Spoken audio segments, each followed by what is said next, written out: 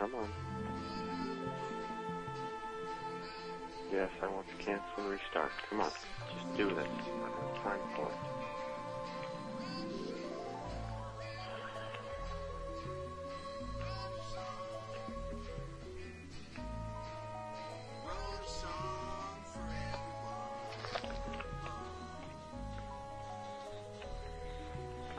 Through the juice down the well.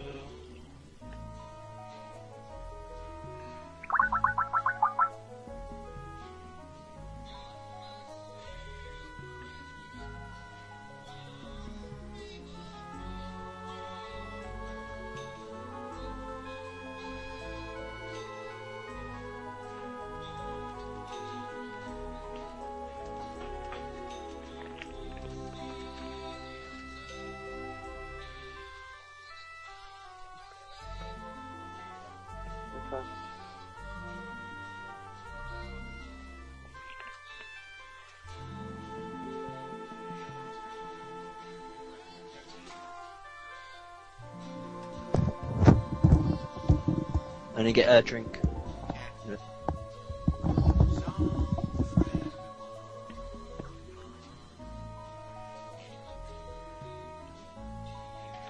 Okay, so I have to go to launch startup repair.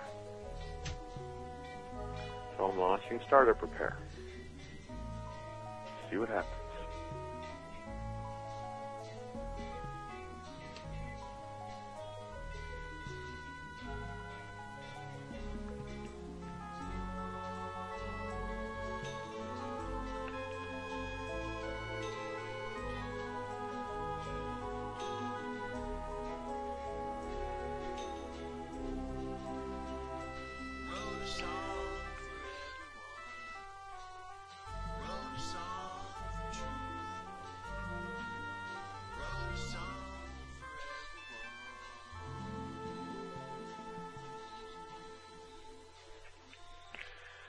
Okay, startup repair. Startup repair cannot repair this computer automatically. Okay, then you're trying to install, not repair. Right, well it won't install is the problem, is what I'm trying to tell you here. I don't know. That's what I'm trying to tell you. It won't install, it won't upgrade, it won't do anything. It just keeps coming back to system fatal error crash.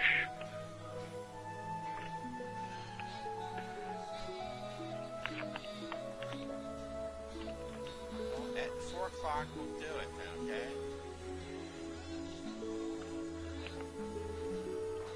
We can do it by terminal by booting the Mac disk, and we can find the Mac disk too, okay?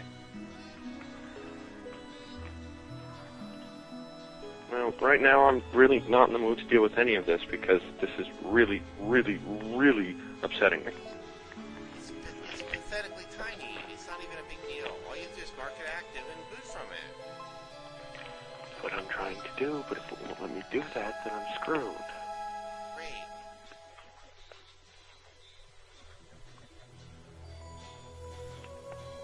I love you. It's a minor thing you're going to overcome. I mean, have a nervous breakdown.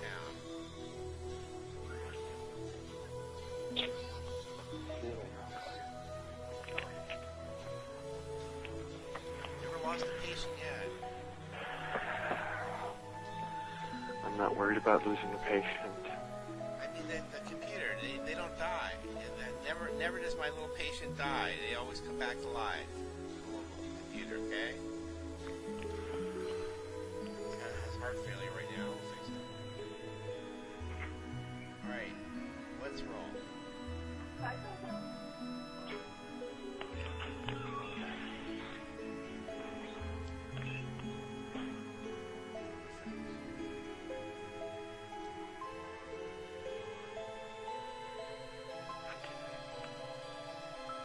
Let's roll. Good afternoon, ladies and gentlemen. Welcome to American Freeman on the Freeman Radio Network. I am your host, Don, of the family Perry. With me, as always, is Estratios of the family Moretis. And Maggot, well, we're not really sure what family he's from, but we're pretty sure there's a lot of them out there. Welcome to the show. Glad to have you with us. No, I can't say the same thing every single day. I've got to try and change it up and be at least a little semi-entertaining. Hi, this is Todd Beamer, and I just want to say let's roll. What a liar that guy was. Who's Todd Beamer? The phony hero of Shanksville. You know, the plane that landed in Cleveland, and the Cleveland mayor certified that it landed. Oh, right. Building for brainwashing, or whatever they did. Sure. Yeah. And then magically, it's supposed to have hit the ground. Except it vaporizes as it hits the ground, and there's nothing left of it. Yeah, you know, like no other plane crash in history. Right, exactly. Exactly. Just like no other plane hitting any other building ever caused it to collapse like the towers did. Yeah, sure. Yeah, not to mention the fact that they finally were lauding the fact that you could make cell phone calls from planes, what, like 5 years after 9/11? I can't hear anything. Yeah. And we're all supposed to believe that cell phone calls were made from planes beforehand? They can, but they have to have internal antennas. Anyone there? All pass all the calls through one antenna. Ah, right. Which they didn't have then. Right. Yeah, a little difficult, so, yeah, let's roll. Yeah, we're celebrating Todd Beamer. He's a phony. Yeah, this is not doing anything. This is just totally screwed. I have absolutely no computer right now. Yeah. Well, that's the radical conspiracy by, I guess we'll call it I can't hear anything. Software hardware industry. I guess, whatever. It's completely removed my ability to do almost anything today. So that's fantastic. Yeah, depending where on Tesla. We're covering the Tesla. It's the three most influential things on your everyday life is the Byzantine Empire, the Chinese, and Tesla. One guy. Yeah, you've mentioned that before. That's right. Yeah. Without Tesla, I mean, we're all just crazy people sitting in a room talking to ourselves. Might be odd. I think we still might be. Hey, I can confirm my own existence mostly. I can't speak for anyone I'm else. talking to this black pole. You know, it's a microphone. Sure. Well, at least you've got that. I've got a white piece of plastic filled with electronics cradled against my ear. So that's all I'm talking to as far as I know. You could all just be ghosts in the show. I stroke my statue of a cat. What? I stroke my statue of a cat in order to communicate. Oh, your cat statue? Yeah. My little fetish of bass. Well, you know. Like, ding, ding, ding, ding. Nothing weird about that at all. I was thinking a black pole speaking to the black pole is quite symbolic though, like Osiris. Oh, I'll let you figure out what the pole represents. Well, the first couple things that popped into my head when he said black pole was obviously a black person from Poland, but also like olive oil. So, you know. It's one of those stupid microphones, you know, with the bass and all that. Yeah. I think I've got a white one of those, actually. I just don't use it. The microphone on my computer is powerful enough that as long as I'm close enough, it's no big deal. But, you know, we should all have professionally grade equipment and professional grade everything else, and so we need to solicit donations and get people to pay us lots of money so that we can buy all this stuff, right? Yep, right. Yeah, that's what we live to do.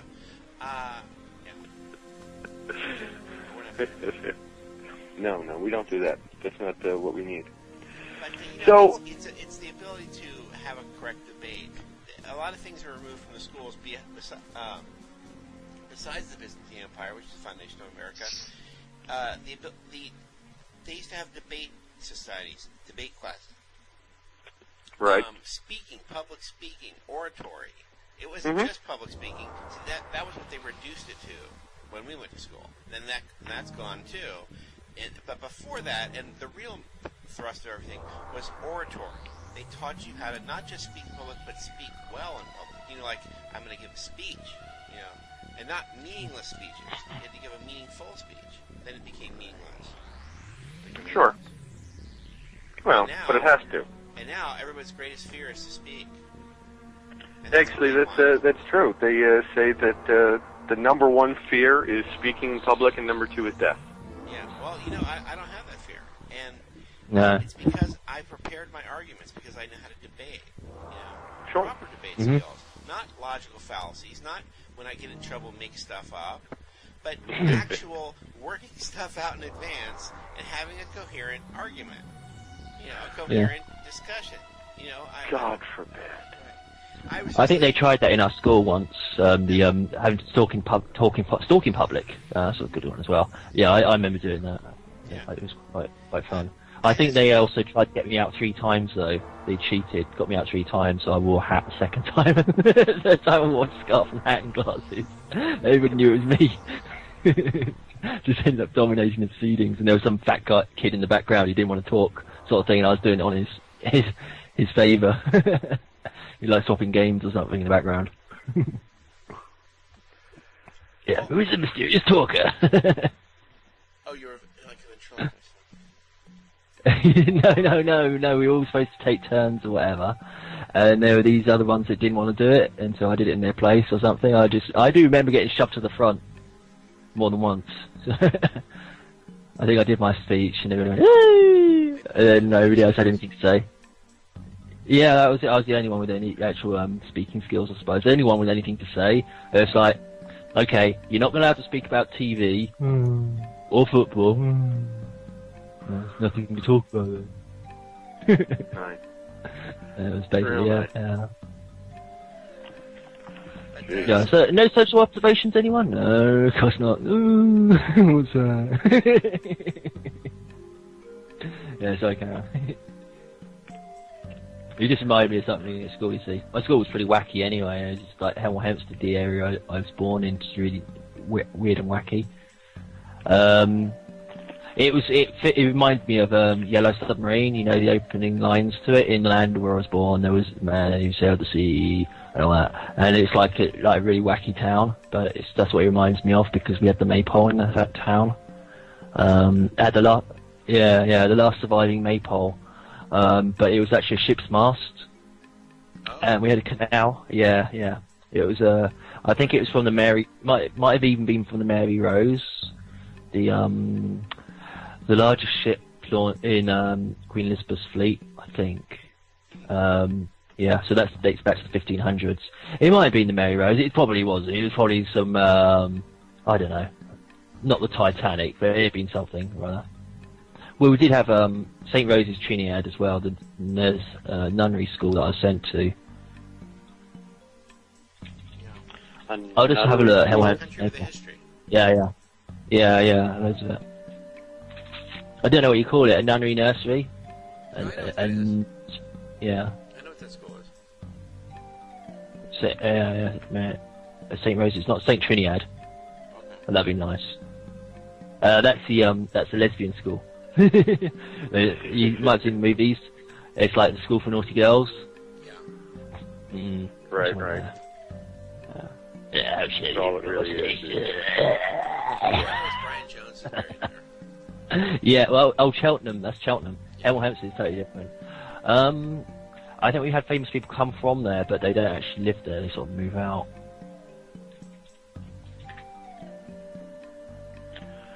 Oh, Maypole Magic, Hemel Hempstead today. Right. Oh, because it's May 1st. Yeah. That's why I didn't go out on the 1st of May, because I was scared of being sacrificed. Must Day. Avoid commie holiday. They do still have it. They still have it, by the looks of it. You really do? Well, it's Must Day. In the World Freeman Yeah. Society, it's Must Day. Oh, not Okay, me. Did you see that? You because May and Must mean the same thing. That's just a real giggle there. Yeah. Whoa! Hey, I'm not the one who came up with it. Somebody actually posted a whole thing on one of the blogs on the World Freeman Society about that. This is not an original idea. It's not me trying to be funny. Well, yeah, it doesn't sound original at all. The moment I hear must, my eyes just like go, ignore. It's like, you see like in various sites, oh, this is a must do, I must read, I must have, and it's like, here, you tell me what I must do. You fucking loser, sort of thing. There you go, I posted the link anyway, yeah. So, I got Dance Delight. Dance Delight! From Hemel today? Yeah. Hemel today! Obviously a massive, internationally recognised newspaper of quality.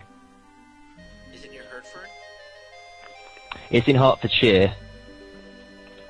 Hertfordshire is the county. Hemel Hempstead, Hertford, Hertfordshire, I think, is the full address. Yeah. Oh yeah, you mentioned, yeah. And Tring's like ridiculously, outrageously infamous. Yeah, it was something where the craft started or something. Something to do with witchcraft. I don't know. I'll probably get executed now for mentioning it. But okay. May Day, 1st of May, Maypole celebration. It's a fertility rite. It's supposed to bring in bumper crops of bumper harvest and all that. You know, loads and loads of crops, and it's supposed to be really good for the fertility. And the Maypole is obviously phallus. The children dance around it with the strings because they're simulating the red and blue blood vessels, the phallus. And also because children, you know, it's like youth coming out of the dead ground sort of thing. Because winter is like death, spring is rebirth. And Sounds they all go around like a precursor to the modern Eastern celebrations.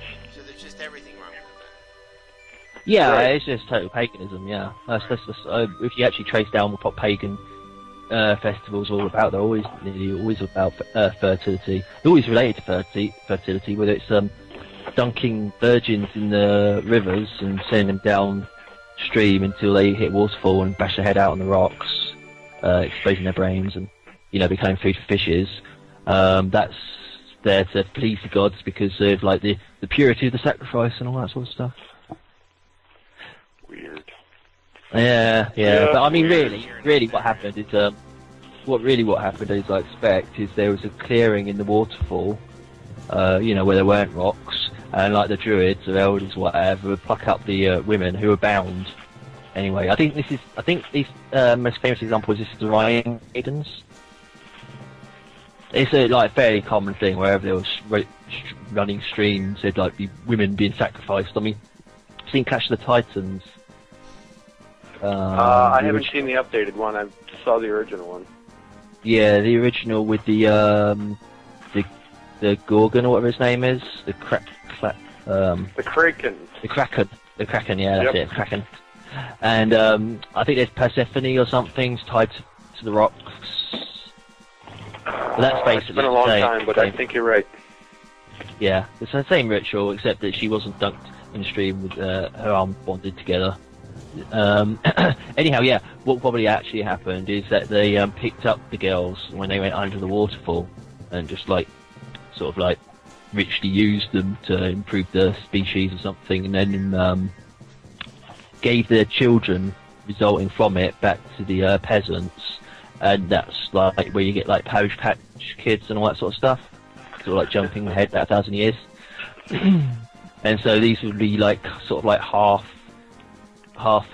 elite or whatever, and half peasant sort of thing, just to stop the quality of the DNA going so bad. You know, keeping the quality of the stock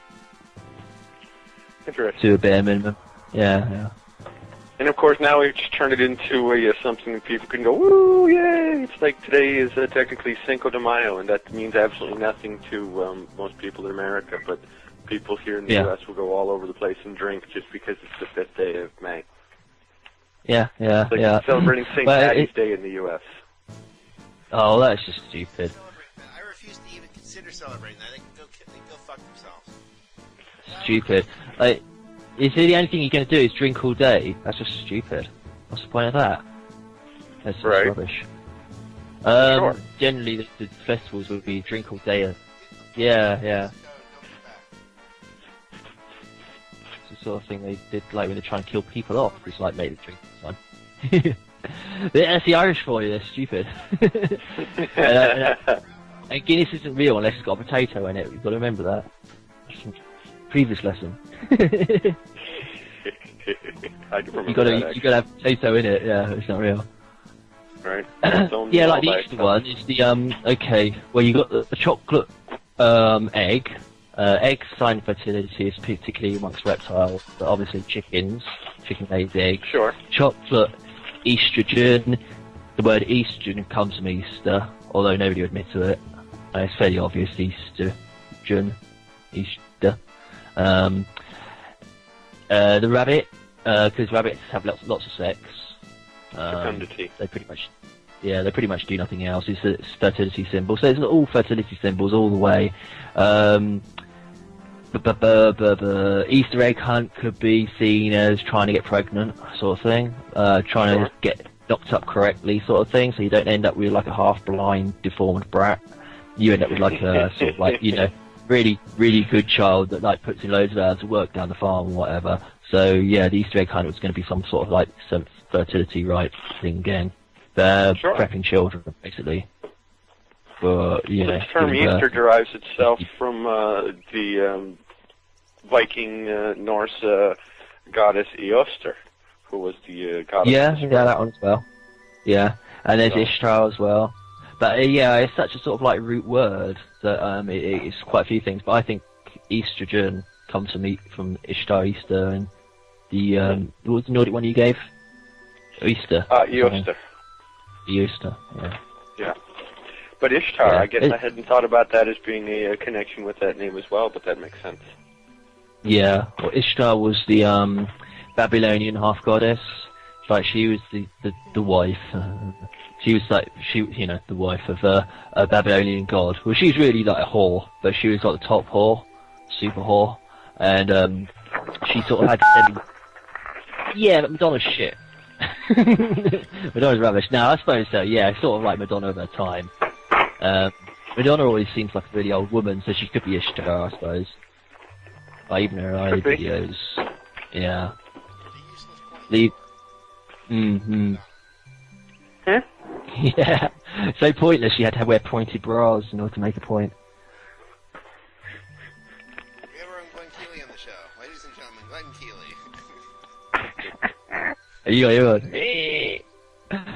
He'd probably fancy her. He probably dated her. Yeah, anyhow, Ishtar supposedly lived for like 500 years. She became ruler of the planet. She set up the temples of love around the world, which is sort of like Thelemic temples or something, and just like basically became all the prostitute. It's like the icon of prostitutes and brothels and all that sort of stuff. But you know, none of that's actually easy to prove. It might all be made up. As soon as you go back to anything Babylonian, it's always like, there's no real evidence. Well, that's always the problem with going back that far. It's difficult to find people who still speak Babylonian. Well, yeah. And then you got Zacharias Sitchin, who reckons he's the only person who can read Babylonian and Sumerian. Even Heiser proved that Sitchin may not even know any of those languages. He may have just I know. Yeah, it is. It's ancient Akkadian, you know what I mean? Yeah. Sitchin, and how come he knows it? Of any of these people. Yeah. And why does he have to be like, about 80 years old before he spits his... Right. Well, it's because it takes a long time to get through the lodge, you know? Right, exactly. Yeah. To make it all the way up to the 33rd degree, it's not like it's going to happen overnight. Well, unless you're Aleister Crowley, and then they just start handing you awards left and right. I mean, what was he doing wrong or right? They just shot him ahead in his 20s, you know? He said he couldn't stand up if he wore all of his awards. All of his insignia? Oh, I love doing the whole show by the phone. It makes it so much easier. I can hear you guys so completely clearly and understand everything you're saying, so I can always, Well, you got to make sure you thank Bill Gates for his wonderful hardware and software. Fantastic. So very proud of him. He's my new hero. Right. He is. When I grow up, I want to be just like Bill Gates. A criminal? A multi-billionaire who has robbed and stolen from every single person in the entire world. A eugenics bastard with his trophy wife. Right, exactly. Which sounds really odd to say because she's not much of a trophy, except that she's... I know. Well, who the hell would want to hang out with him? Right. Even for the cash. Yeah, well, money is a rather powerful aphrodisiac for certain people, I suppose. We can get him married off to Glenn Keely. I just want to see Glenn Keely in more famous situations. You know what I mean? The Black Eyed Peas featuring Glenn Keely. I mean, I wonder where we could stick him in there. He needs to be thrust into the mainstream because I mean, the rest of the mainstream is just as crazy. What's the difference? Right. I mean, to have him hearing voices and spouting off troglodyte information right next to Paul McCartney, I think would be very appropriate. Well, it would definitely... Sting sure. and Keeley singing together. Wow. That would be a show worth taping. Right. Not going to see, but just taping. Voices,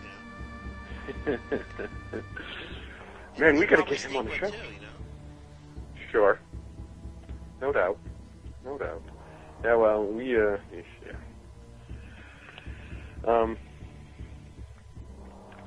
I guess I haven't read enough Glenn Keeley to be up on all the little inside stuff on it, but well, you know, I'm kind of afraid to now.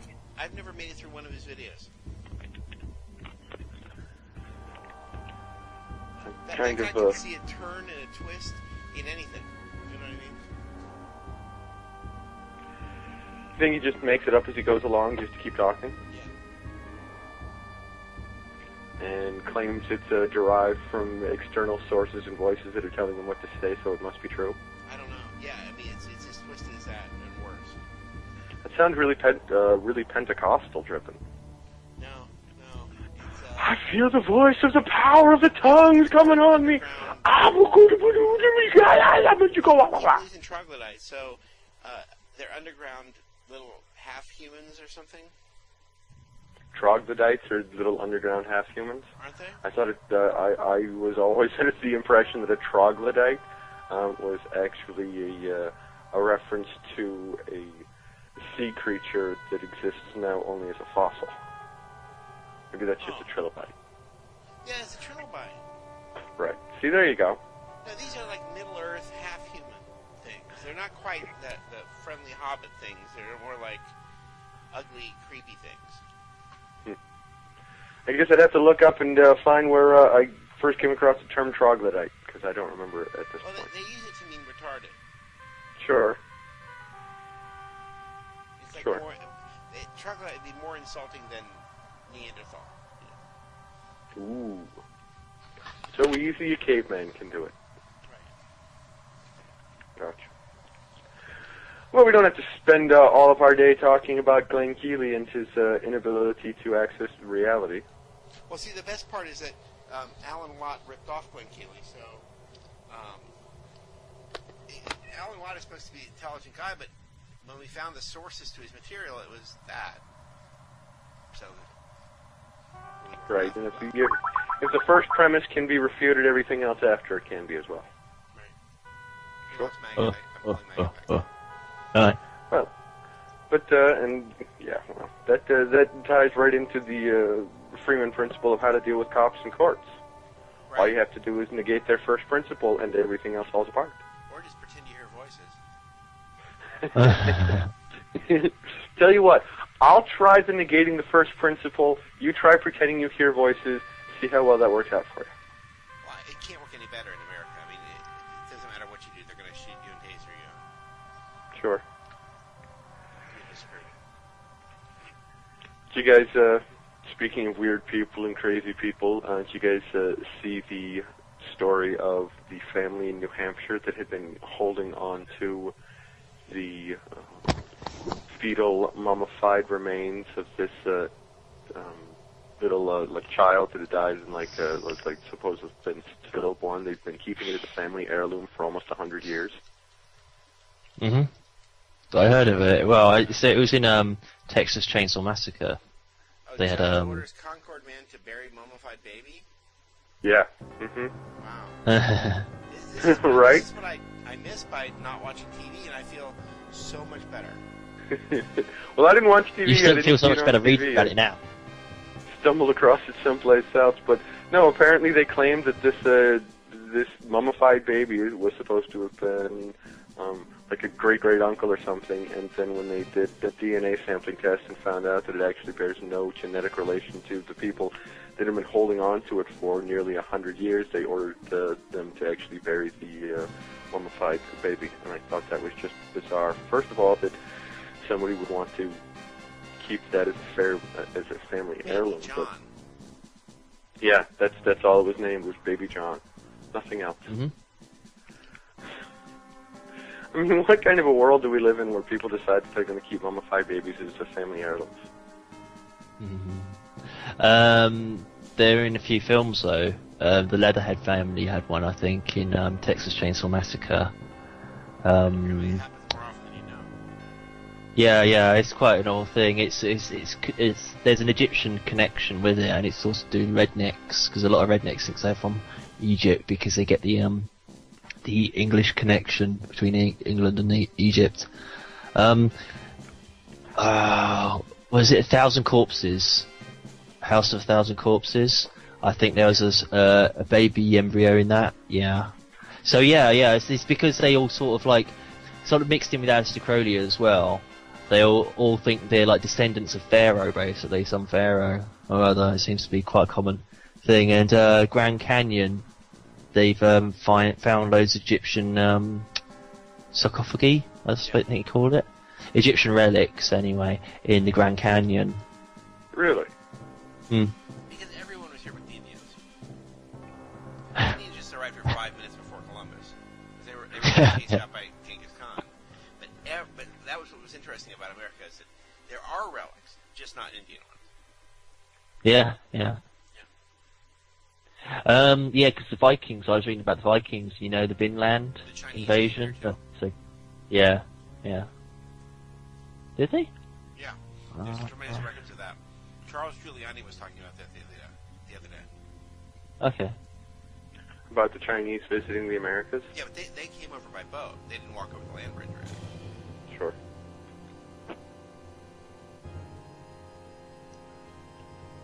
Yeah, the Vikings took hold of tiny little portions of the west coast. If you listen to Alex Jones, it greatly exaggerated, but they had one tiny little village. They found the remains of it, and little outpost. And not the Mormon crap, but they found real Greek materials here. Okay. Weird. The Vikings were repelled by the American Indians or something, the local Indians. So they can't be that strong. It's been repelled by people with a bunch of sticks on horseback. So they didn't really come close to conquering America. Whoa. Like that. A bunch of people with sticks on horseback. Yeah, if you're lucky. Wow, that's a rather strong indictment, considering that horses weren't here in the New World until the Spanish introduced them. So I they sort of find out how Native Americans got rid of the Vikings on horseback without horses. No, the American Indians. I said if you're lucky, they'd been on horseback. I don't even know. There were loads of wild horses, weren't there, in America? Were they into taming wild horses, like some of the tribes and stuff? Nope. No, in fact, the association with Native Indian tribes and horses doesn't exist until after the late 1700s. It wasn't until the Spanish actually introduced the Mustangs in, I want to say it was late 1600s, early 1700s that they were introduced, and then it was really primarily only the Plains Indians, your Sioux. It didn't even get out as far as say the Navajo or the Apache. It was primarily your Plains Indians, your Cree, your Sioux, your Choctaw. Yeah. They were horsemen, but they eventually became horsemen once horses arrived here. But no, that wasn't part of their culture. They're part of the package. Pardon? The American Indians, since Genghis Khan kicked them out of Indochina. They just sound like a bunch of savages, really. They don't really sound like the reason they had no development is because they walked the whole way. Everybody else spent all this time developing stuff. The American Indians walked from Mongolia to here. And so they spent their entire time traveling. It's a long walk. I mean, you don't just casually walk across the land bridge. You have one hell of a walk, and that's why there's no relics, no buildings, no nothing. They spent all their time walking. Oh, we lost Maggot again. Wonderful internet. But you say there are Greek relics here in what's considered the United States. The Greeks had huge, gigantic ships, and larger than the Roman ones because it was later. I mean, Once again, stuff they don't teach in school. Well, no, but it's we were saying that the reason there's Greek relics is because the Byzantines had enormous ships, much bigger than the Romans. Okay. Yeah. I mean, of course, at a certain point, you are making transatlantic voyages, no problem at all. Well, sure. Do people think that, people have a tendency to claim that, Africa was made up of a bunch of savages, except that all of the passages around the tip of Africa were shown to European explorers by African sailors. Mm-hmm. Well, yeah. Yeah. So, there was supposedly an empire in Africa anyway originally, and it kind of got destroyed by another empire which self-destructed, and so the taking over empire, which was really gay, because one of the records of the original empire was that the emperor or whatever over there was offended by the blatant homosexuality of the other people.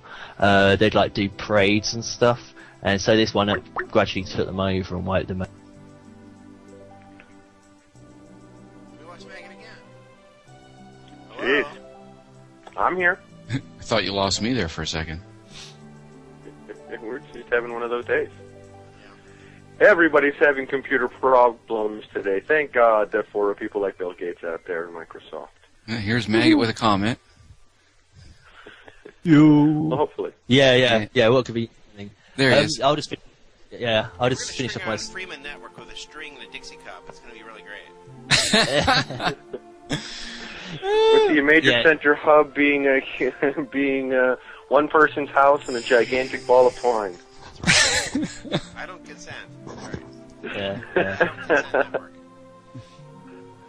You're not going to be the network host? You think maybe we should start forming our own? Consent network, Yeah.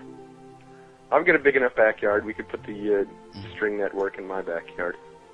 I consent to being the host. That'll work. Have any of you guys heard of these phones that were suggested where you build your own cell phone-like thing that if your neighbor has one, you make free calls between them, and the more people have them, the further away you can make phone calls via this thing. That they literally would form their own network. Bouncing signals off of each other's phones? Basically. No, not something I've heard about. Not necessarily something I would trust either, but, that's just me. But, Maggot, you were in the middle of a sentence when we lost you again there, so... Okay. There was basically sort of two empires, and the emperor on the side that got... One crushed the other and then self-destructed. The one that got crushed, they found records underground, a silo or something, grain silo, because everything else had been destroyed. But he was complaining about the blatant homosexuality of what it seems to be the other empire, because they'd do parades through the streets, and he was just complaining about that. And there wasn't much left. There's mainly statistics and stuff like that left of stock. So anyhow, this one destroyed it, that empire, and then destroyed everything in it, and then self-destructed, as it would do if it was run by homosexuals. And it's there's nothing left. But that's ancient records. Yeah. Shock news, UN. No, it's the whole point is splitting down the population. Right. That's the whole point of homosexual agenda. Yeah.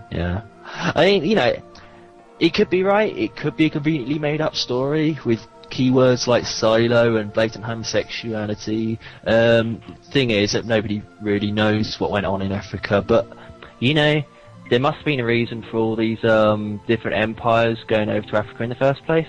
Because if you look at what there is of the history of Africa, it's mainly from the European perspective, and it's all the sort of nations of Europe all sort of congregated around different parts of Africa, and it was sort of based on stories That's not or necessarily myths. true. That's just the Western Europeans. We always had them come Okay. to us, and we thought they were intellectuals, and they came to us and spoke. We never went there.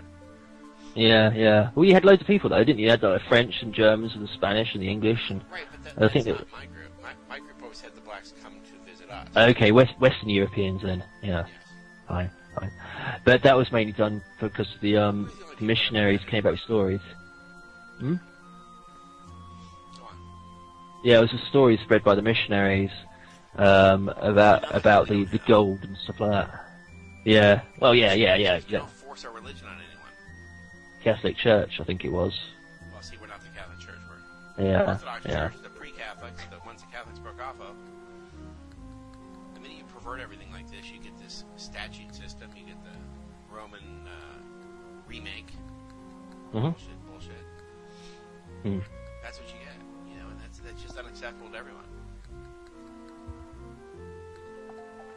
Yeah. And yet people went ahead and fell for it for a couple thousand years there. Yeah, we did pretty good. Yeah. Yeah, no missionaries, no forcing ourselves on other people. It's great. It's one of my favorite things is discussing things with people and trying to get them to explain that the top-down system of control that's been perpetuated by the Roman system isn't how America was originally founded. It's not how things have to work. And you mentioned the Byzantine Empire and that it lasted for 1,164 years. Is that right? 1126. But okay. The Roman system does not have continuity with Rome. Right. The Byzantine Empire has continuity with Rome. These are the desperate left-behinds that when Constantine abandoned not abandoned, but to move the empire and abandon the city of Rome. These are the desperate control fantasies of the people he left behind.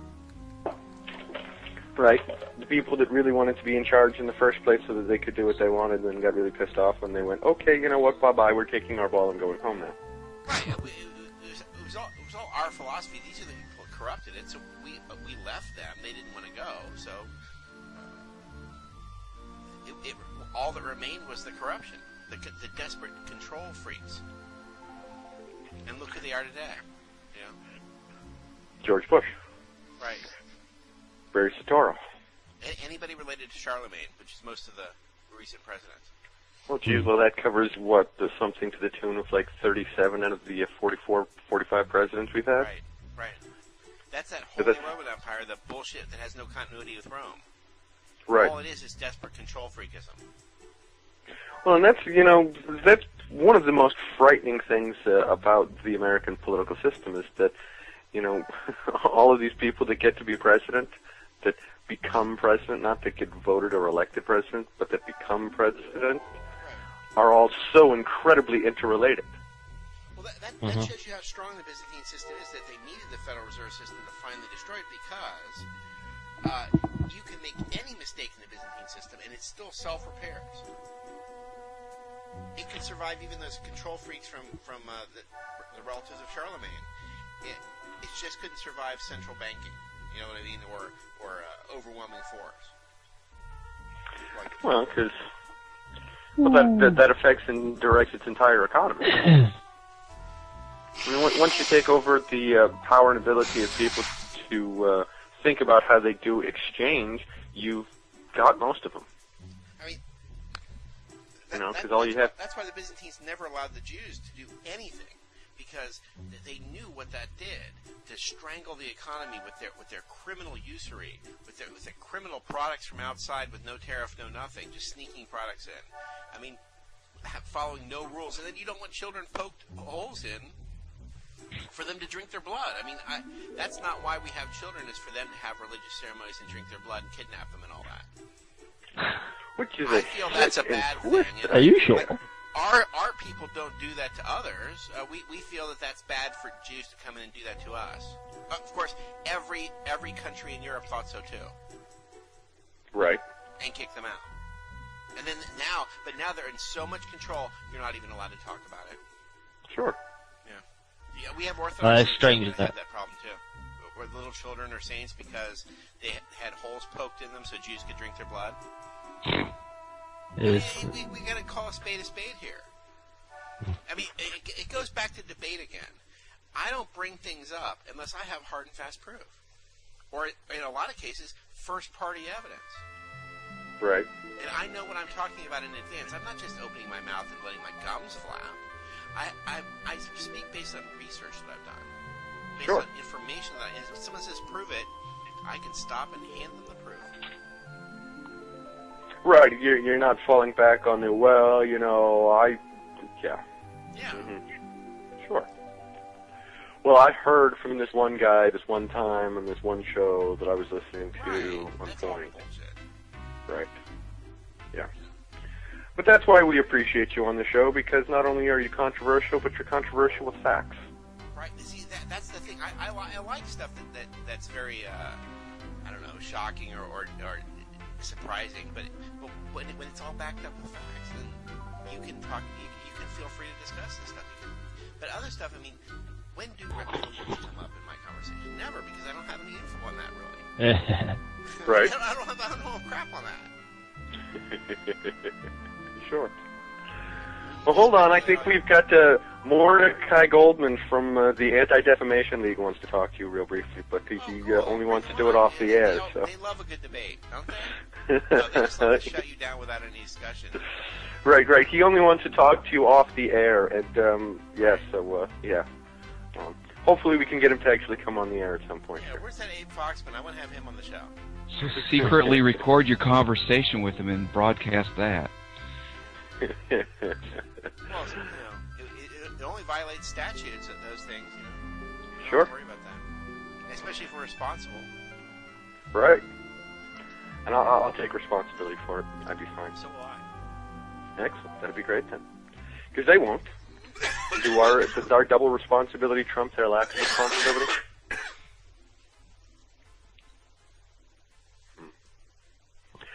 I But guess, no, the question is, are you harming him by broadcasting the very words that came out of his own mouth? The truth is a defense. Yeah. Right. Exactly. Truth is absolute defense. Right. You know, if somebody from the ADL were to ever want to actually come on the show and debate any of this stuff, which would never actually really happen because that's not their nature, they would lose, hands down, because all we have to do is just pull out the Talmud and read the Talmud back to them. Okay, so when it says it's okay to cheat and lie to the Goyim, what does that really mean? It goes worse than that. They have Sure. hymns online from their synagogues. You can go to the pages of the synagogue, and they have hymns for other things. And one of the ones that they have is, of course, for the Kol Nidri ceremony. For the what ceremony? Kol Nidri, the one about we don't have to follow the contracts. And they post these hymns online. Yeah, here's one. It's HebrewSongs.com/song-kolnidri.htm. We lost Maggot again. Wait a minute. I don't want to sing this until we get Maggot back. We'll get his voice added to this.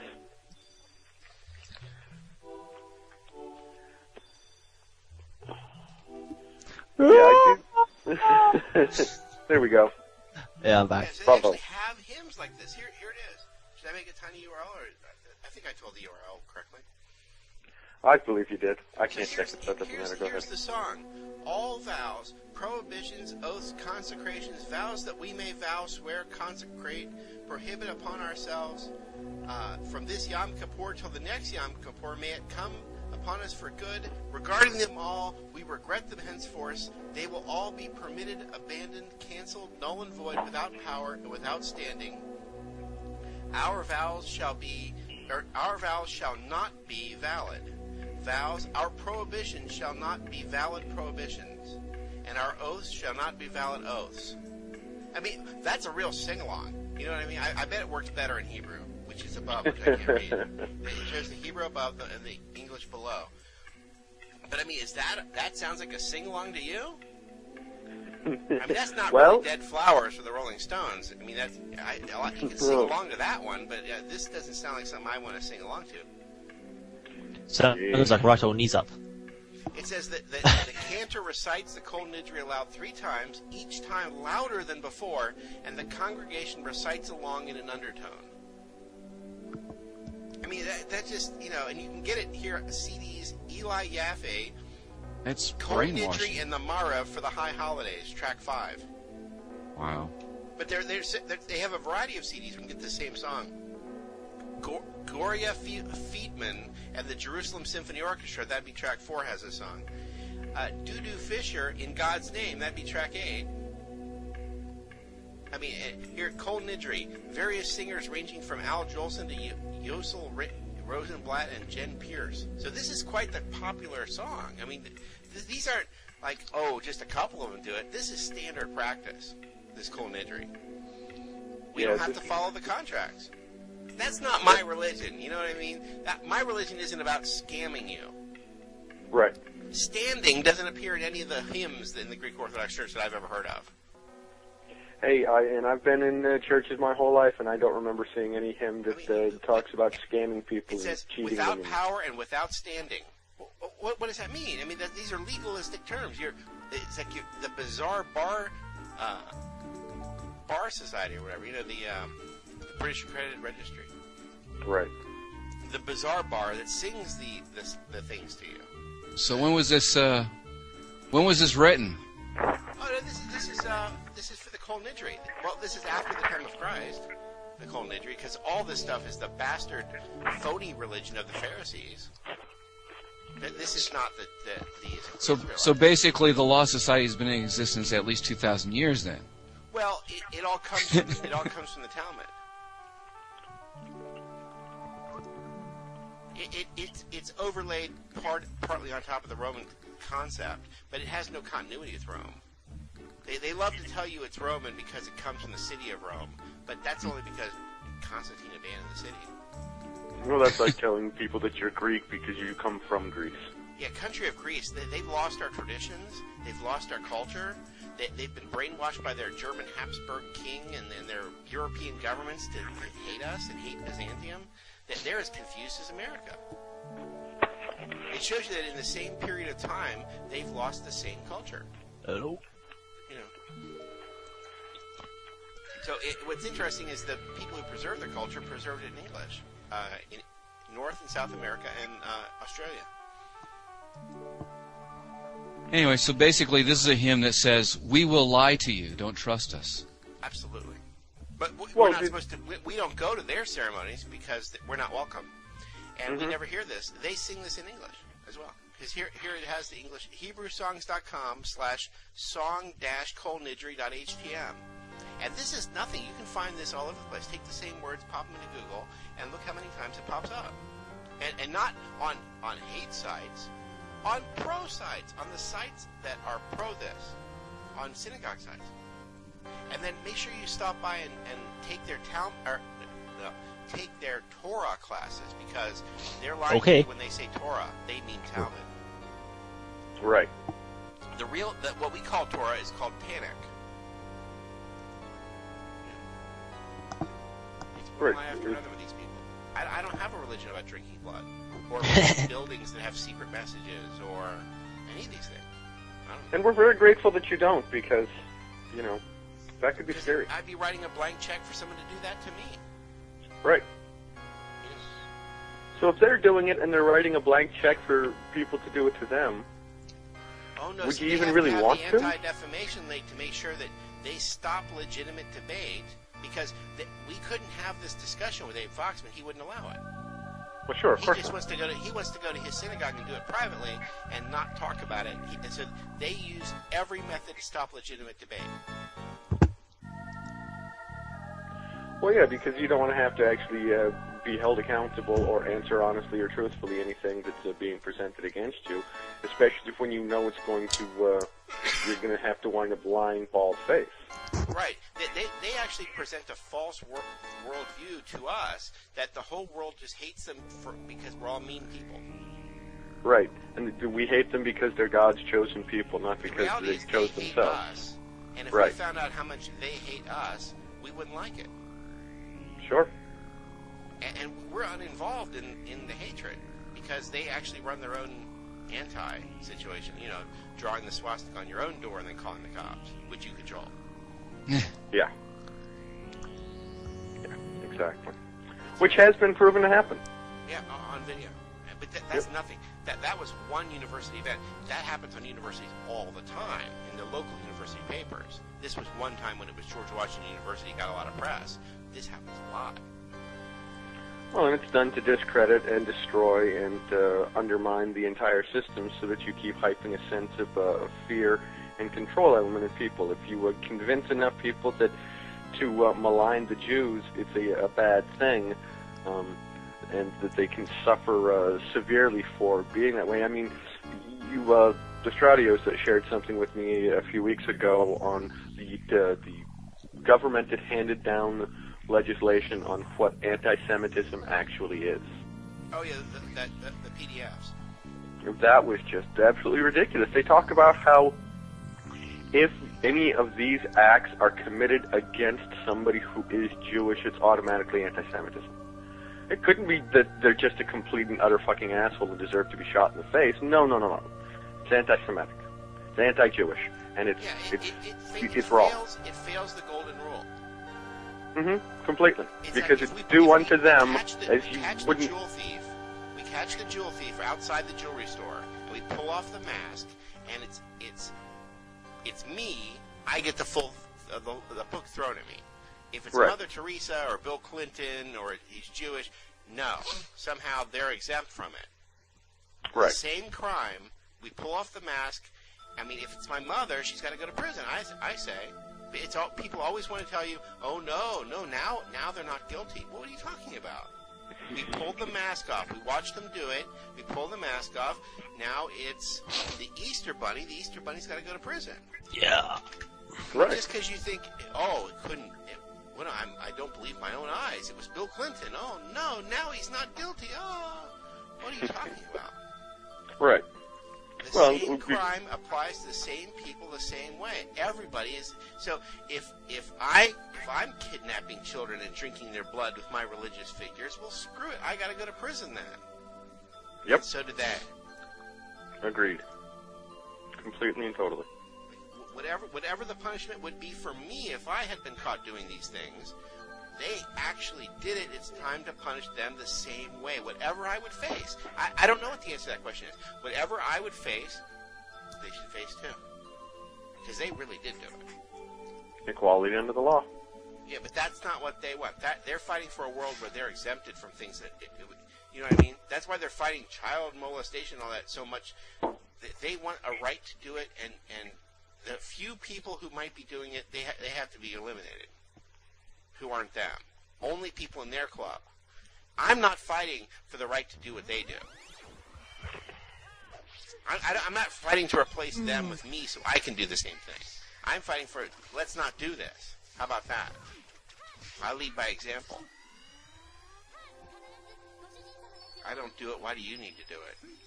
I don't need it. It's not like I'm holding myself back. I don't want to do it. I think it's grotesque.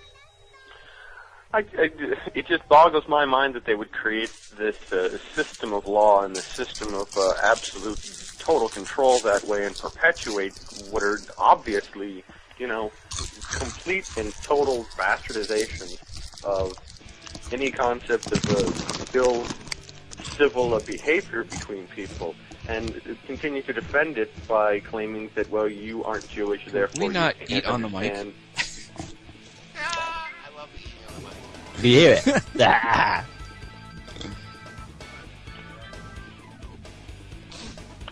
What are we eating today? They're fighting for a total hypocrisy. I mean, that would be the method. If you wanted to do things that were socially unacceptable, the first thing you'd want to do is make sure nobody else did it. Sure. Because if no one else can do it, then everyone's focused on keeping an eye out for everyone else who's doing it, and they're not watching you. Right. Especially if you're the group that is running and headlining all of the anti-events. It's like, why is it that so awful many of the Republican or Democratic congressmen and women who rant and rave about how we need to protect our children and we need to, take hardline stands for moral issues and we need to do all these great things, all turn out to wind up having major fucked up, screwed up perversities in their own existence. I mean, the guy who championed the Protect Our Children bill, who's sending salacious and sexually suggestive texts to page boys who are like 14 years old. I mean, come on. What's the reason, Senator? I don't understand the hypocrisy element. That's what the campaign system lacks, is this radical need to be a hypocrite and everything. In fact, what it triumphs is we're going to go in there and prove it can be done right. You know, Yeah, it's that my can be... turn to be in charge, and damn it, we're going to do it right now. I mean, if there's ever been a corruption, it won't be from me. I am doing it right. You know what I mean? Come watch me. Come sit there and watch me. I mean, it's wonderful to do things correctly.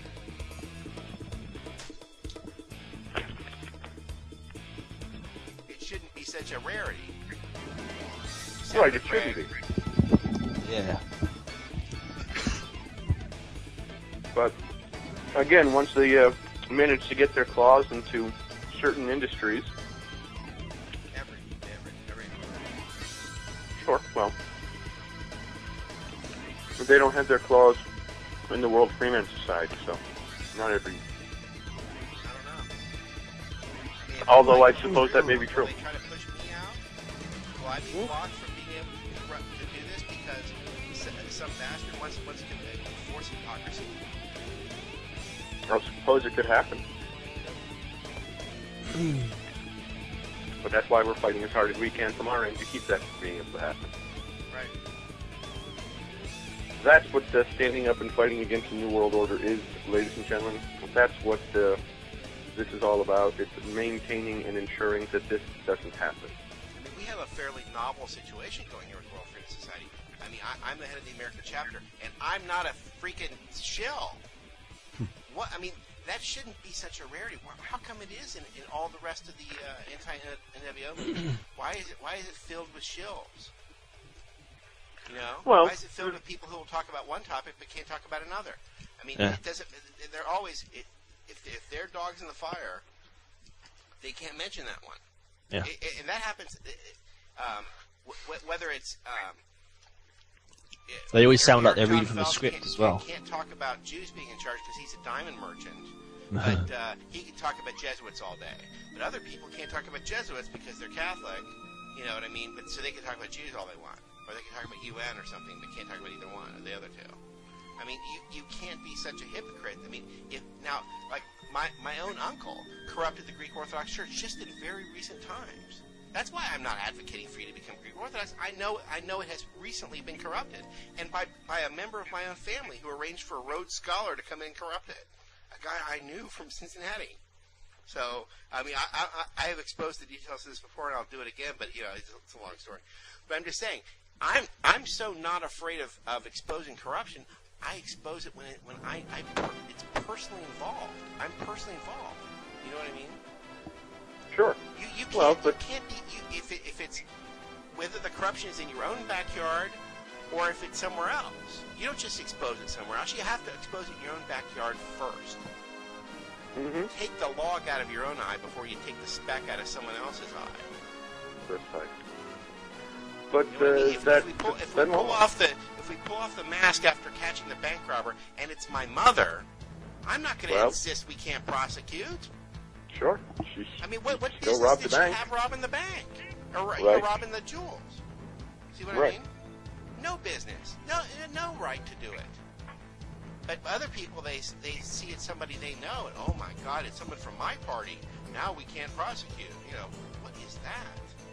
Obama does the same thing Bush does, and magically now it can't be prosecuted. Now it's okay for the torture because it's Obama torturing. Oh, okay. No. Right. Well, it's the article that I read to you guys a few weeks ago. The lady who was an outspoken critic of George Bush, and the entire Democratic left-wing liberal party loved her because she was criticizing George Bush. And then Barry gets to sit in the presidency seat and starts doing the same thing, and she comes out and starts talking about how, well, Barry's doing the exact same thing and is perpetuating the exact same lies and problems and not changing anything and not living up to his promises. All of a sudden, the entire left-wing liberal media goes, "You can't say that!" Yeah, the worst thing that can happen is for the first one of your group to get in and burn the White House down or piss in the front yard, right in the Rose Garden, right in front of the cameras. I mean, but they're going to say, look, we let one of your people in. Look what happened. That'd be the worst thing that could possibly happen. I know black people in Cincinnati that told me all about how bad Obama is without even my having to bring it up because they're mortified by this. Sure. They finally, a black man gets to be the president. He has to be, number one, not a citizen. Number two, a puppet of Zbigniew Brzezinski, who's leading towards a one-world government to destroy our country. Oh, we let a black guy, and look what happened. I mean, that's the worst thing that can happen. We have all kinds of wonderful, intelligent, dignified black people in America, and had to pick him? Yeah. He even looks like a puppet in his face. Right. He looks like he's Akhenaten's DNA or something. Oh, yeah. I was trying to avoid that one, but he's got a face like... Akhenaten? Come on. They have a DNA lab there in Egypt. The only DNA that gets preserved is frozen people, like Disney on Ice, and mummies. He also looks a bit like the cover of Mad Comics. Alfred E. Newman, the black Alfred E. Newman. Yeah, it was like blackified version of it. Yeah, on cover of Mad Comics, you always had that. Ears, yeah. So. What are you gonna do? But I don't care about his physical features. I think it's funny. These last couple of things I mentioned, they're just funny. Yeah. But the reality is, I mean, imagine the first Byzantine Greek becomes president, and the first thing he does is burn the White House down. He left the cigarette out. I mean, come on. I would be so mortified, just like how the black people I know from Cincinnati, they're like just so mortified that Obama. Yeah, except burning the White House down might not be such a bad idea. Oh, fine. You know what I'm saying? I mean, you'd like a dignified guy that won't be corrupt to be your first, or to represent you in any way. Right. And so when it's me, I feel a responsibility not to screw things up. The last thing I'm going to do is get in to the World Freedom Society and force the Roman system down your throat. Aren't we supposed to be the opposite of that? Well, thought so. And the opposite of that is not anarchy, by the way. Nope, it's personal responsibility. Right. Yep. Right. I've got an exclusive picture of Barack Obama. There you go. Post a link to it. David keeps posting, he's finding Cole Nidri songs in the chat room here. We have Neil Diamond, the jazz singer, track 13, Cole Nidri, My Name is Yusul. The Electric Prunes on the album Release of an Oath, track 1, Cole Nidri. I don't know if they're really Cole Nidri, though, but they have the name. What else is it? Is it Cole Nidri, you're turning me on? I mean, what do you think the lyrics are about? I don't know. I haven't listened to them yet. As soon as I get them, I'll post them up there. We can Is decide. that the name of a car, or what? Cole Nidri. I found these on ISO Hunt, so that's. Throw the Jews down the well. Yeah, but that now why that works as comedy is that's ironic. That's irony. Sure. That's hip comedy is irony, and if there I we go. sang it, that's racist. If he sings it, he's Jewish. He's done that as a trick. That's the height of hip comedy. To go in there and make that joke is fantastic, but it only works for him. Right. There you go. If I trick a bunch of people into attacking my people, that's ironic too. See what I mean? It'd be me leading a song about kill the Byzantine Greeks. You know what I mean? That's ironic. Of course, this situation really only worked for them and that group because because of the double joke of how they act like they're victims while they're attacking you. It's like they're punching you in the face, screaming, "Don't hurt me! Don't hurt me!" You know what I mean? I'm only doing this for your own good. I'm only doing this for your own good. Right. Yeah. I mean, like punching the face, screaming, "How dare you beat me up? Don't hurt me!" They definitely got to get them before they can get us. And they get away with it all the time. Maybe I'll convert to Judaism just so I can sit and make fun of myself and them. Then you can do Aliyah and go back to your homeland that wasn't your homeland. Right, exactly. Exactly. I can go claim my free land there. Like if you convert to Hinduism, you of course get a free homeland in India, right? You want No, to not- India. No. Not like Princess Leia, who had her home well destroyed. Yeah. Right. Yeah. See, Well, let's see. If you were to convert to Judaism, and you were supposed to have a free spot in the homeland. Wouldn't that really mean that you'd go back to Karza? Yeah. It's right above South Ossetia, between the two water masses there in Russia. I forgot what that right. One. It's like, I don't know. I have no geography. I'm from America. But anyway, if you find South Ossetia, go north a little bit. You find Kazari. Yeah, I'm a byproduct of the American education system. I'm lucky if I can find my state on the map, and only because it looks like a hand. Yeah. Yep. Florida's really easy to find, but generally I have to take my clothes off first. Yeah. Well, some of it is you've seen before. So, yeah, I wouldn't mind a place in part of Russia. That'd be fantastic. Yeah, I wonder how the Russians would feel. What's feel. really interesting about what these people are, they're so out of it. Kazari is the place with all the resources, much like Canada. It has the same kind of resources. I mean, but even more because Canada has been mined a little bit. Kazari is untouched. All this gold, all this lumber, all this everything, all the natural resources that everyone is struggling to get are right where Kazari is, and untouched. And of course, they made all this fuss so they could get the right of return to a place they'd never been before, to leave the place with the most natural resources in the world. To go to, yeah, to go live in the desert. Mica land. To go to the land where there's not only not oil, but there's just mica. Mm-hmm. Congratulations, you've abandoned all the resources in the world so you can piss everyone off. Great. I mean, I would have stayed in, the place is untouched. Congratulations. Get that CIA World Fact Book that they put out every couple years. They put it out late, but it still shows you what's there. Wow.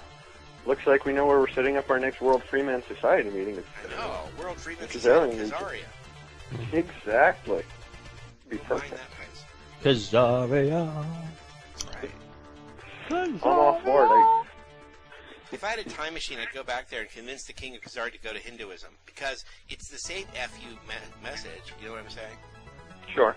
Because all they wanted to do was say, we're not going to become Orthodox on one side, we're not going to become, Orthodox Christian, or we're not going to become Muslim from their other neighbors. They wanted an FU gesture. I get it. That's really brilliant.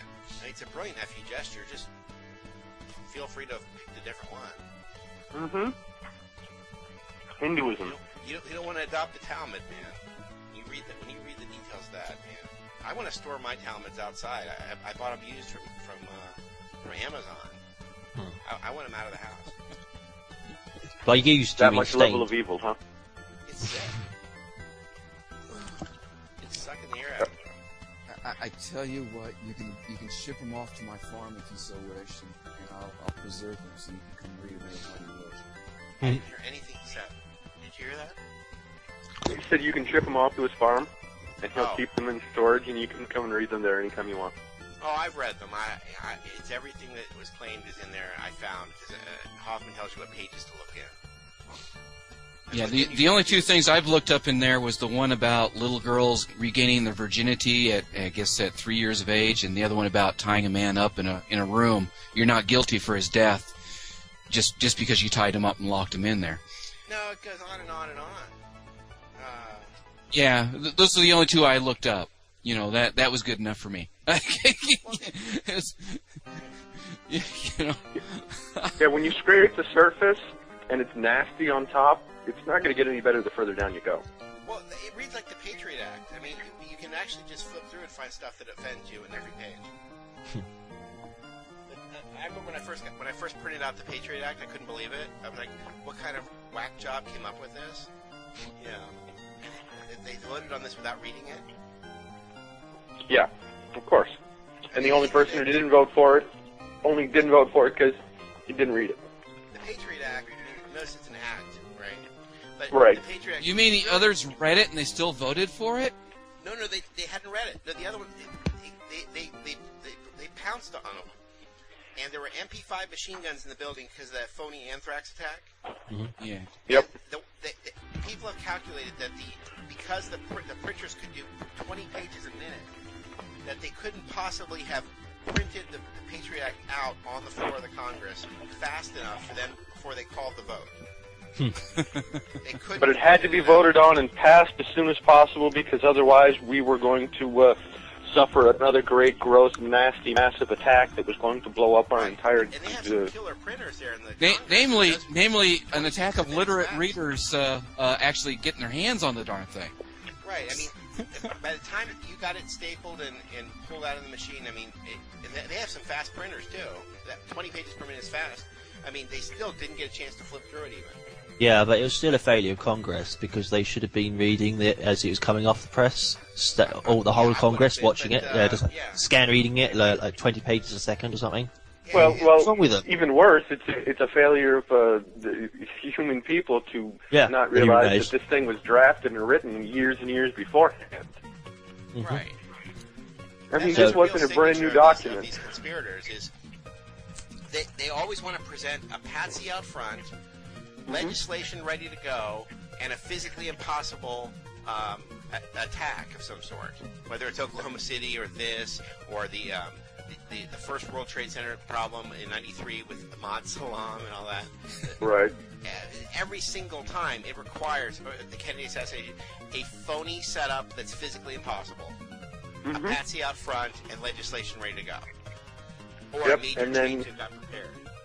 And then a quick cover-up and an official pardon for anyone on the high levels that might even be implicated. I mean, Bush fought against any investigation. You got to think about that. Why? Right. Why? His advice was, let's not investigate. Like, who in their right mind says that? Let's he investigate. knows that it was all a lie. Yeah, his dad started the CIA. Great. Right. Yeah. Well, Mahmoud Ahmadinejad, the current president of Iran, is in New York this week before the UN because they're having the major once every 5 years the Nuclear Non-Proliferation Treaty Council. Blah blah. It's like 160 some odd countries with the exclusion of only India, Pakistan, North Korea, and I can't remember the other country right now. Israel. Yeah, that's right, Israel. Yeah, that's the other one. Yeah, great. So, well, how could I have forgotten right that? On our wavelength. Right? We've been talking about this for an hour. Boom! Just popped right into it. I found the Neil Diamond Cole Nidri lyrics. They're the same ones from the Hebrew songs page. The same ones. Yeah. It's in Hebrew only, but that's the same type of transliterated Hebrew that appears on that Hebrew songs page. It's the same song. So you were saying maybe it isn't the same lyrics. It is the same lyrics. Well, damn, I can't listen to Neil Diamond anymore. Well, Neil Diamond had a hit period for about 15 seconds in the early 60s. And then the minute it becomes that Jonathan Seagull crap, but before that point, he was writing songs for the Monkees and things like that. Right. I used to recommend Neil Diamond to people for a laugh because his music is really depressing. And I was thinking they're all going to be suicidals later on in life. But they are. Actually, I listened to the Cole Midri that he produced, and it's kind of slow and it doesn't sound like a sing-along. No, because it's all about we're not going to follow the contracts that we just signed. And then because of the Sansino's censored version of the Talmud, people claim it's only about religious things. No. You got to get the Steinsaltz, the uncensored one, the one they all like. Tells the truth. Yeah, I have a hard time seeing a bunch of people sitting around the campfire some night, strumming on a guitar, singing along the Cole Nidri. You translate the hymns from the Greek church. It's not about we're not going to follow our contracts. We're going to eat children. I mean that's not what we're singing about. I'll tell you. But the reason that I brought up Mahmoud Ahmadinejad is apparently he, in an interview, was asked repeatedly if he was harboring Osama bin Laden, and his response was, "Well, I heard he was in Washington D.C." Yeah. and the response from the reporter who was interviewing him was like, "No, you didn't." He's like, "Where is he? He's in your country, isn't he?" And he's like, and Mahmoud Ahmadinejad's like, "I don't know. Maybe you know." Well, see, if after 9/11, if we had reflexively bombed Virginia, we would have hit more of the 9/11 conspirators than in any other way we would have attacked. Exactly. If we had carpet bombed Virginia. All you needed to do was carpet bomb Chantilly. Yeah. Right. Completely. But yeah, he's just totally unrepentant about. Well, you know, he was pals with George Bush. He was pals with your former president. They worked together. That's proof. I have absolutely no ties to this man. Why are you asking me? Right.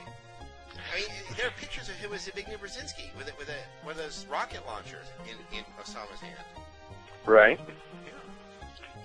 Yeah. Afghanistan. And then he goes on to say, well, you must know where he is. You invaded Afghanistan. You invaded Afghanistan because that's where he is, and you knew that's where he was, and that's where you went after him. If you didn't know that that's where he was, why would you invade Afghanistan? That doesn't make any sense, does it? And we're not even supposed to pursue that kind of a thinking. I mean, the reality that he's always worked for the United States. He's only ever done what he was told for the United States. And now he's the enemy? No, he's not. But, Right. I mean, the guy should get some sort of medal because he's always done whatever the U.S. wanted. He works for the United States. Yep, always has. Yeah. I mean, the What Bin a Laden loyal family. guy. Yeah, right. He's a true American. This isn't the foreign policy I would approve of, but this is the foreign policy. And boy, he followed directions just like Colin Powell. You know what I mean? Yep. Oh, sure. He's a camp Here. follower. Take this to the UN and spread these lies around for us. Right. Here's your empty vial, filled with baking soda. Yep. Wave it around. Tell them tell that it's anthrax. Yep. Tell them it's anthrax. Yeah. We're talking about. I thought we'd discovered where the anthrax came from, wasn't it? Fort The Detrick. Yeah, it was on Nova almost the right away. the weaponized anthrax from Dietrich. Yeah, correct. Right. What we've been talking about today is hypocrisy and the idea that if we pull off the mask for the jewel thief, we catch the jewel thief right in front of the jewelry store, and we pull off the mask, and it's my mother, she's got to go to prison. You know what I'm saying? Yeah. I insist. I'm so much not a hypocrite that I'm not. Okay, one of my dogs is in the fire. Well, damn it, they're guilty if they've done it. So, but somehow if there are certain groups or certain people, oh my God, it's Bill Clinton or Mother Teresa. Oh, we can't prosecute now. We just caught her red-handed. Yeah, well, I mean, the the only people who get prosecuted are the people who actually follow the law, like Ahmadinejad and the MPT. They're following the law, so they must be criminals. I mean, we know what the penalty for treason is for everybody but Jonathan Pollard. Yeah. Right. Mm-hmm.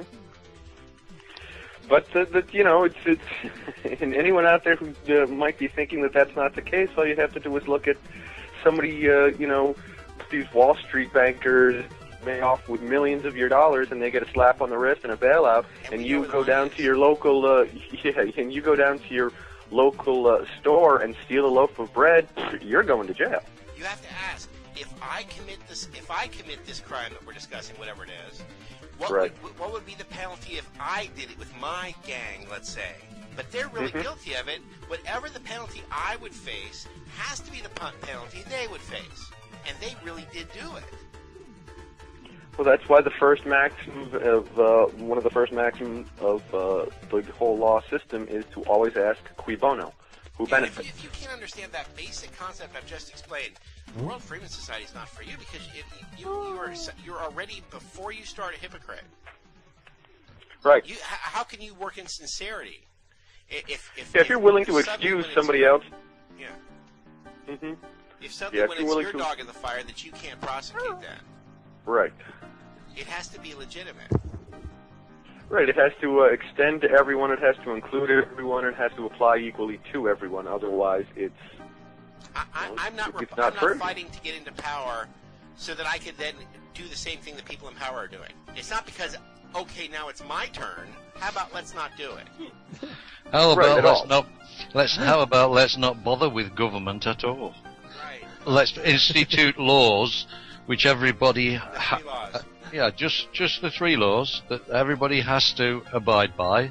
Otherwise, they end up in a court of record, facing their accusers, and if there is no lawful excuse, and I mean lawful excuse for the offender's actions, then a decision is made as between the umpire and the two parties what the compensation will be.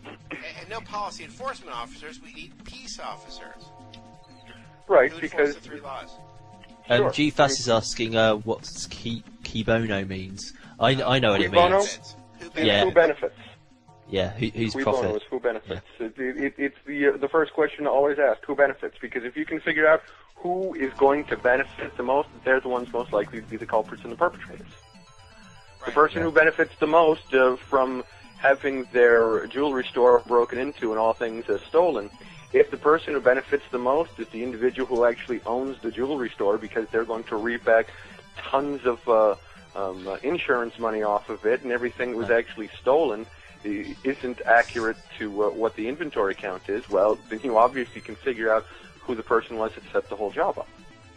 Now, the person who broke in and did the thieving was probably in cahoots with the person who set up the whole job. And why? Because they benefited the most from it.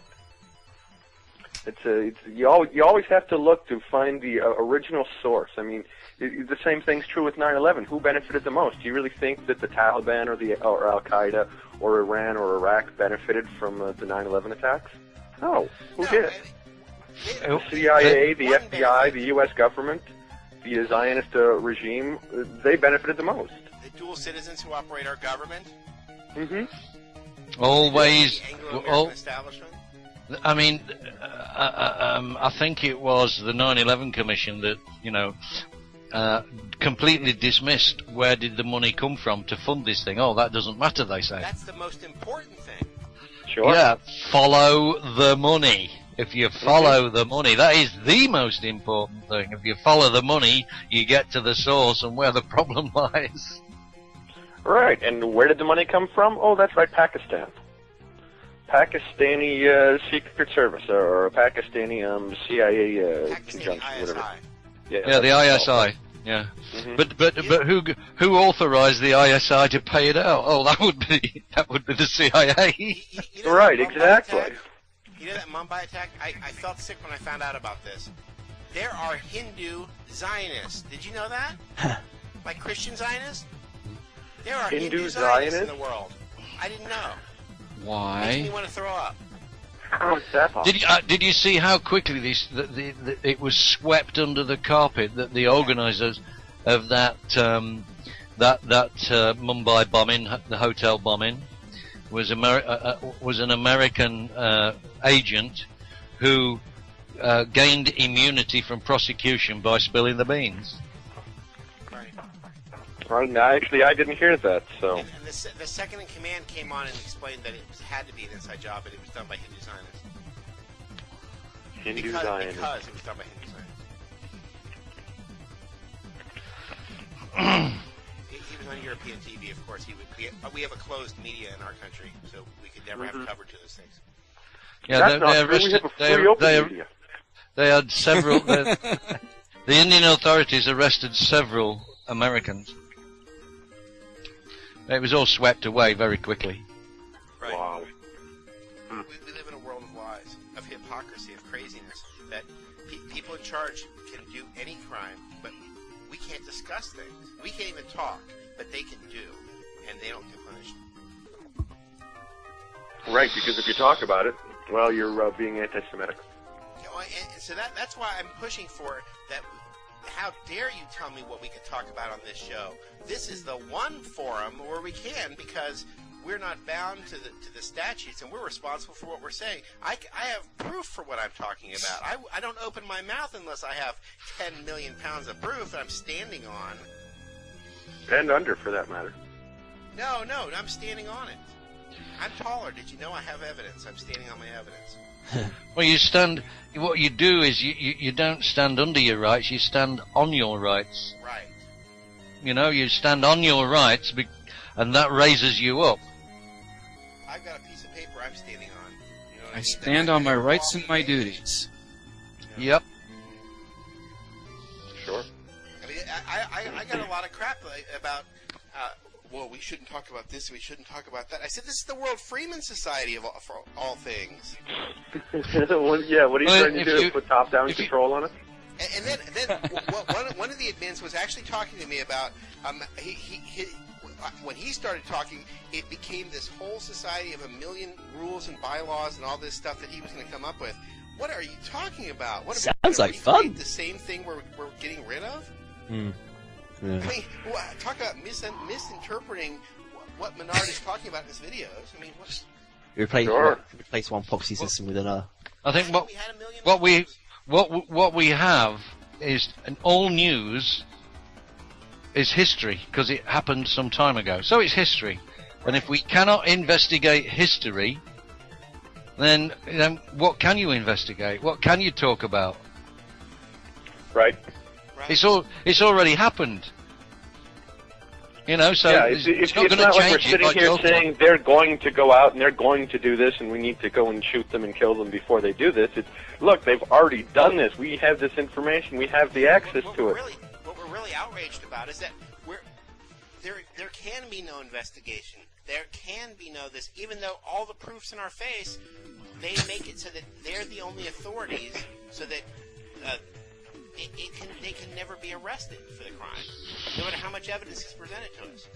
And even if they do an investigation, it's not a real investigation. It's a whitewash, just like the 9/11 Commission and the FEMA reports. The Warren Commission, We have the Al Capone government, so that when Al Capone burns your grocery store down, Al Capone is not going to investigate. Al Capone is not going to prosecute Al Capone. See what I mean?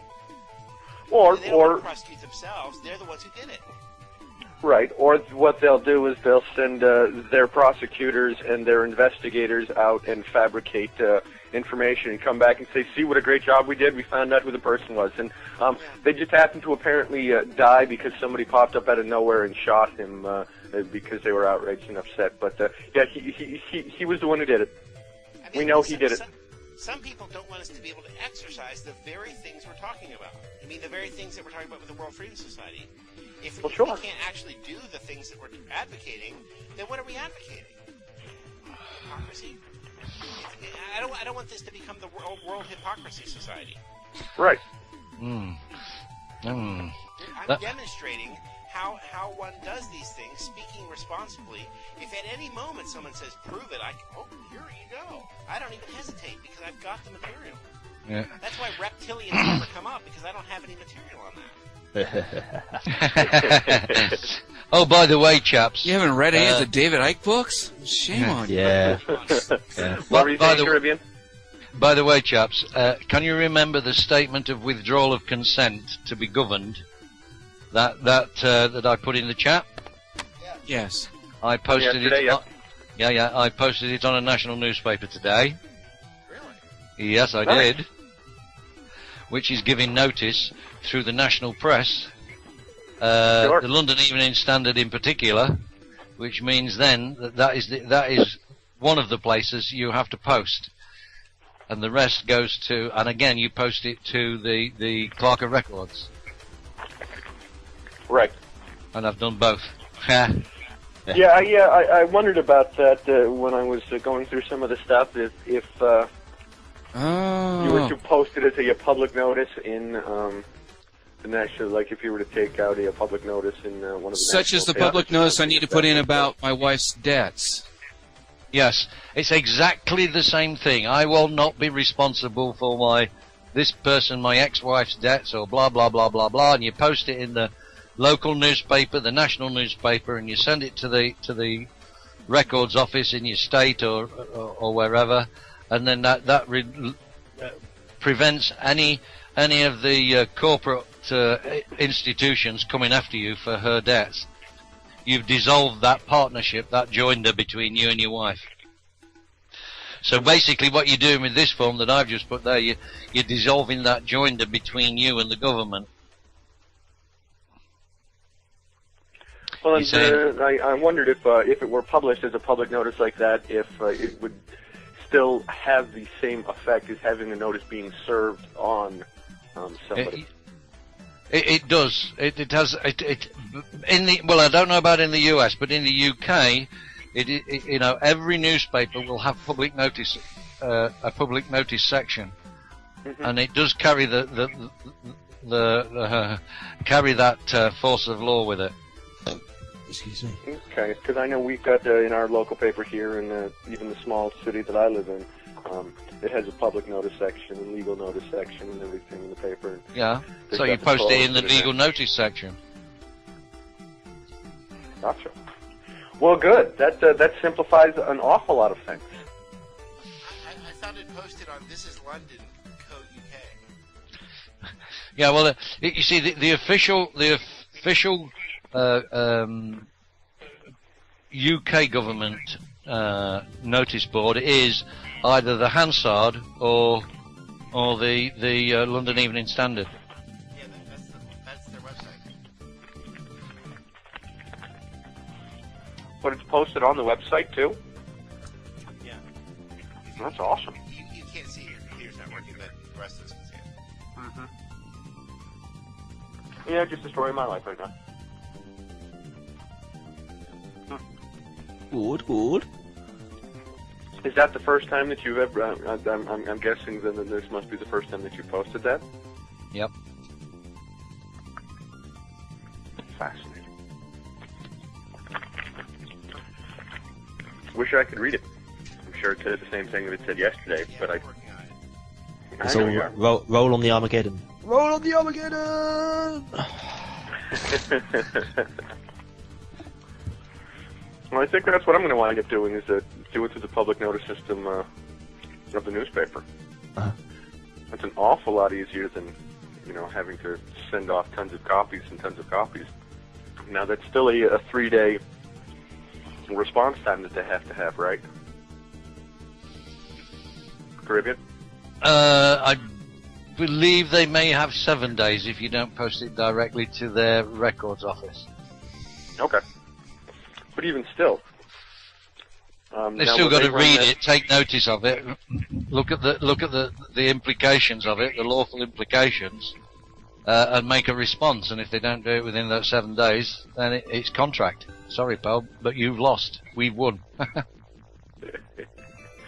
And that's such a satisfying feeling, isn't it? To be able to look at somebody and go, "Sorry, thank you very much." It finally turns their whole thing about we don't feel like responding today, that kind of stuff on its head, because let them act like James Dean, just crumble up our papers. They just consented to them. Yeah, that's what I'm saying. Roll on the Armageddon. It means they actually have to do stuff now, instead of sitting on their hands forever. Well, that's the point of giving a notice. Yeah. But you're drawing their attention to your intent to separate yourself from this corporate bullshit. Yeah. It's a criminal system. So, and if they don't take notice, then and you don't say please, you say I hereby give notice, and you give them the notice. Because you're not begging, you're not pleading. No. Right. They're the ones who came up with the idea that they want us begging and pleading, so they word everything that way. Well, yeah, you're setting a level playing field, aren't you? Where you're saying you're on the same level as them. You're not. It's the same with you don't plea in court or whatever, because you're. No, they're going to ask you, how do you plead? Yeah, that's it. Yeah. You say, I don't plead at all. I make a statement. I am innocent. Well, they're putting yourself on equal levels. The thing that Menard was saying with when he's saying, hey, who's the children of God? They literally have to place themselves in another position, and you can't get between a parent and the child, so they either have to put themselves above God, or they place themselves below you. Either way, they can't order you around. Well, they can order you around if they're above God, but they got to prove that one. Well, I mean, all these statues were made by men, so men stand above those statues. It's so simple. It's not like the fella on high came down and said, this is the statue. No, he didn't. It was men that did that. And if men did it, then you stand above it, because it's a man-made rule. Yeah. Wait a minute. You mean Moses didn't descend from the top of Mount Cannonsburg here in Michigan with the Michigan Motor Vehicle Act as a law handed down from God? Wow. That's pretty amazing. Right, I'm sorry. I'm sorry. Well, unless I've missed something in the news, no, he didn't. Hey, I'm close enough to it that if it happened, I'm pretty sure somebody would have covered it. It's not often that God makes a public appearance. Seriously, if you bombed a building, they wouldn't cover it. You know what I mean? Because there wouldn't be a patsy out front. There wouldn't be a phony reason it fell and legislation prepared in advance. I mean, that would only give you coverage. They would never allow that. For you to make a political point, no way. You know what I mean? And how does blowing a building up make a political point? It doesn't. Only for them. It only works for them. Look at the late. Something I would do, because what exact political point would I be making? Nothing. How useless is that? I mean, in fact, the Oklahoma thing, that's our building. You know what I mean? We own that. I'm going to blow up a building I own? Yeah. We want them out of it. And then we want the building to still be standing so we can put legitimate people in there. It turned into a big daycare center or something. Well, that was one of You've the only got to look at the latest. Center. You've only got. I mean, only they would think of that because they need to pass the Effective Death Penalty Act for terrorism. That's why they did that. So, of course, they blew up the daycare center. They made sure the bomb was there. And how irrelevant the truck bomb was, they had to do that. Because they needed to be able to say, look, they blew up the daycare center. We need this Death Penalty Act for terrorism. Has to protect our children. It's only calculated for their benefit. Talk about cui bono there. It's Well, only exactly. calculated for their benefit. Well, just think. I mean, the latest little episode in the Gulf with this oil spill. I mean, there's a virtual news blackout on the truth. Yeah. And sure. And why is that? Well, it turns out that Goldman Sachs had shorted the Gulf oil, and it didn't matter whether it was the Horizon platform or any of the other platforms. They'd shorted the stock, and they made an absolute damn fortune. It don't matter what happens now. Goldman Sachs have made their money. Yeah, that's the only point of it. Right. And it's being used as now they're hyping the number of barrels that are being pumped out into the Gulf per day to try and hype this whole idea. Yeah.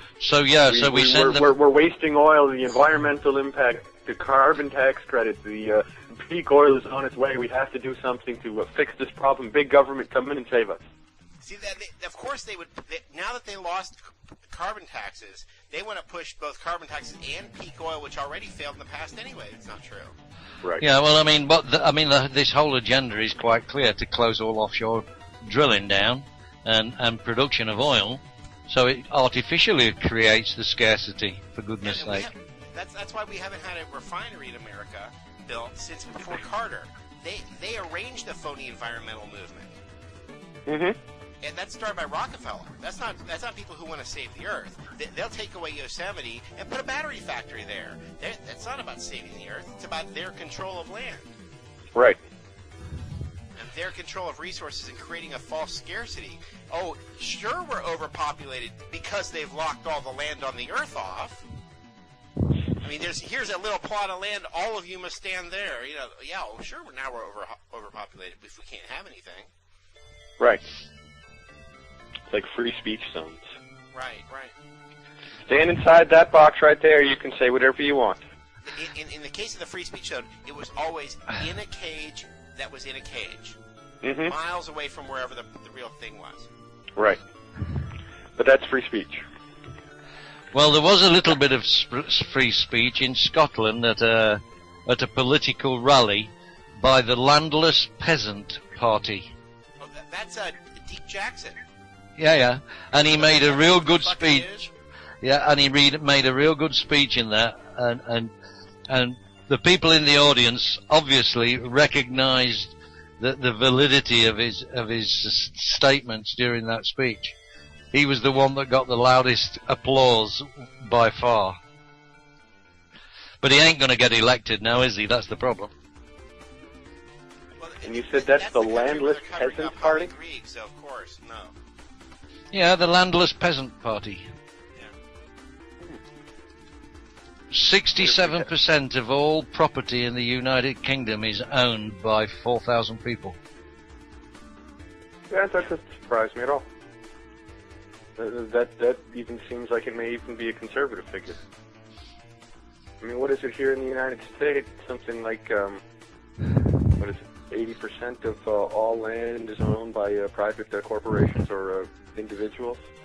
The bulk of the population of the U.S. lives on land that isn't even theirs.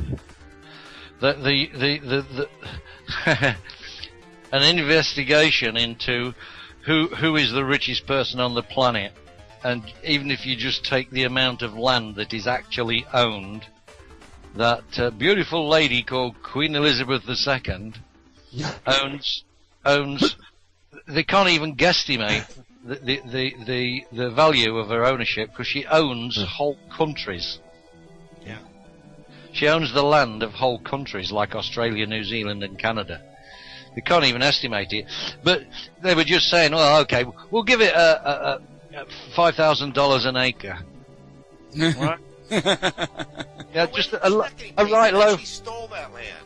Yeah, she stole it, but let's say give it $5,000 an acre. She is worth, just in land alone, $33 trillion. Just in land. And that's just the acreage of the land itself. That doesn't even count the value of resources. It doesn't count the value of the labor that she owns off the backs of people. That doesn't count any of the other stuff. That's just pure land holding. That's just pure land holding. And of course, she's got the royalties. Excuse my pun. From all the currency with her stupid idiot face on, everywhere on the planet. Her, at the World Trade Organization, the UN, and all that stuff, she gets like 17 votes. We get the one vote for America, and she gets like 17 votes because she gets every one of those countries gets a vote that she controls in the Commonwealth. Wow. Yeah, but you know, the British Empire doesn't exist anymore. Oh, right, of course not. No. Yeah, that's why we've got attorney generals scattered all over the fucking planet. In Canada recently, they canceled the prime minister at one point. Her agents came in and canceled him. Wasn't that story recently? During the presidential election, which Mr. Obama was the winner, in the October-November of that election, the Attorney General in Canada dissolved Parliament and forced a new general election on Canada as well. So it was her agents that did it. Her agents came in and did that. Yeah. Yeah, and she's got no power, of course, except she can just throw any government out she wants to. That's her prerogative. Yeah.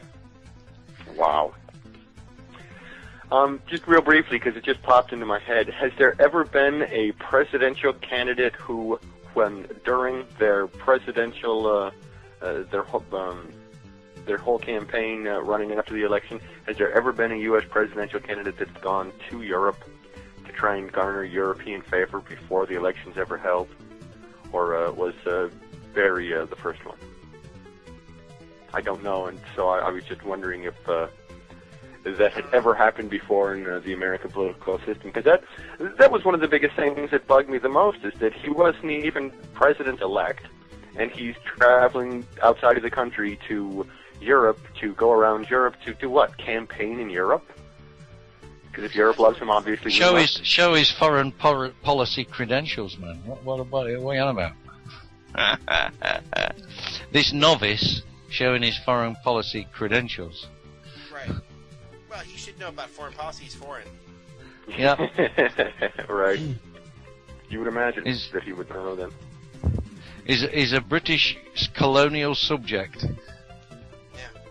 Because Kenya, where he was born in 1961, was a British colony at the time, which makes him a British subject.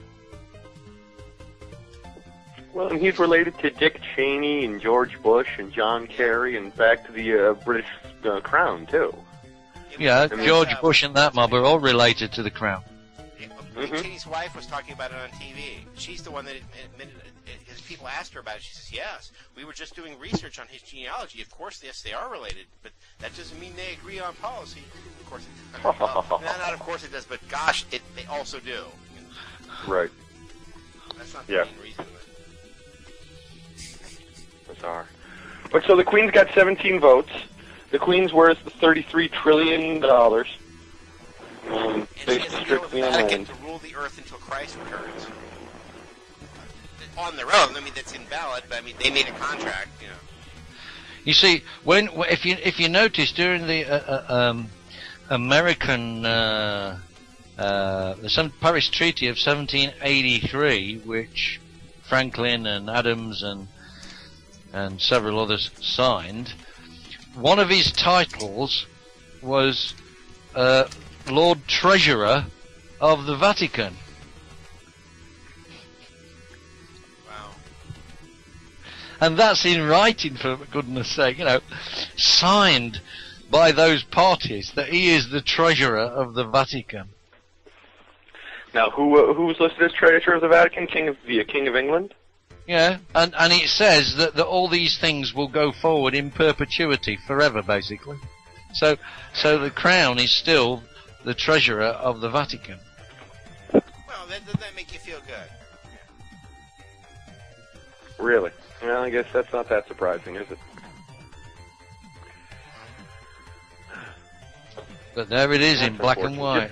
Well, actually, it's slightly yellowed and black. Once the again, paper's a more and little more old. hypocrisy. Wow. Signed in 1787, you would imagine so. Yeah, well, yeah, it was drawn up in 1783, and everything was supposed to be completed by 1787 and voted on in the Continental Congress, because these representatives of the Continental Congress had signed it, and then it was supposed to be implemented as soon as the Congress had ratified it and made it law. But it's never been modified, or no parts of it have been redacted, nothing. Never been amended. It's still law today. That heartwarming feeling. Yeah. Just makes you feel all kind of gross and disgusting down inside. I'm America. I pledge. Yeah, you know, that wonderful patriotic flag waving on the Oh, America, America. Right. That was Yep. just like one of the little jokes I picked Yeah, up on V frightening. ages ago. Just frightening. Which basically means we're still, even though we've claimed that we are a free country, free from British rule and everything else, it's really just a whole bunch of hogwash. That's right. Shut up, subject. Yes. Salute the Yeah. Queen. Shut up. See Heil!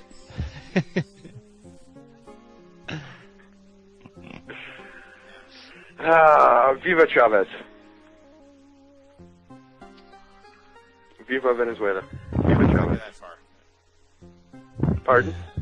I don't know if I go that far, you know. Probably not. Hopefully not, at any rate.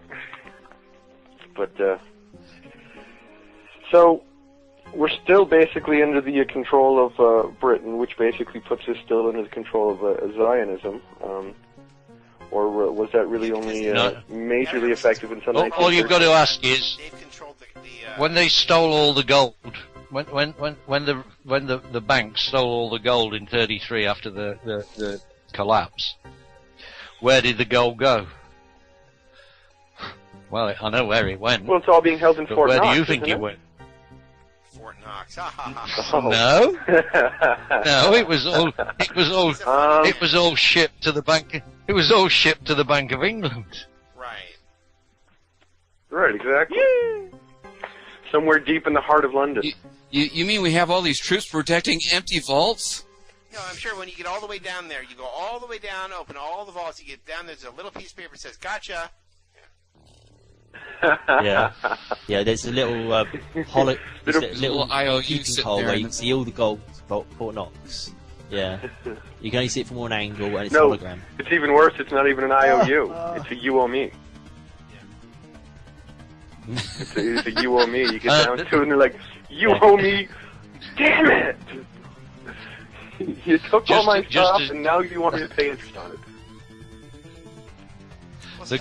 Just to show you the green shoots of recovery are there, gold hit a record high yesterday. An absolute all-time record high. Yeah, those are green shoots there.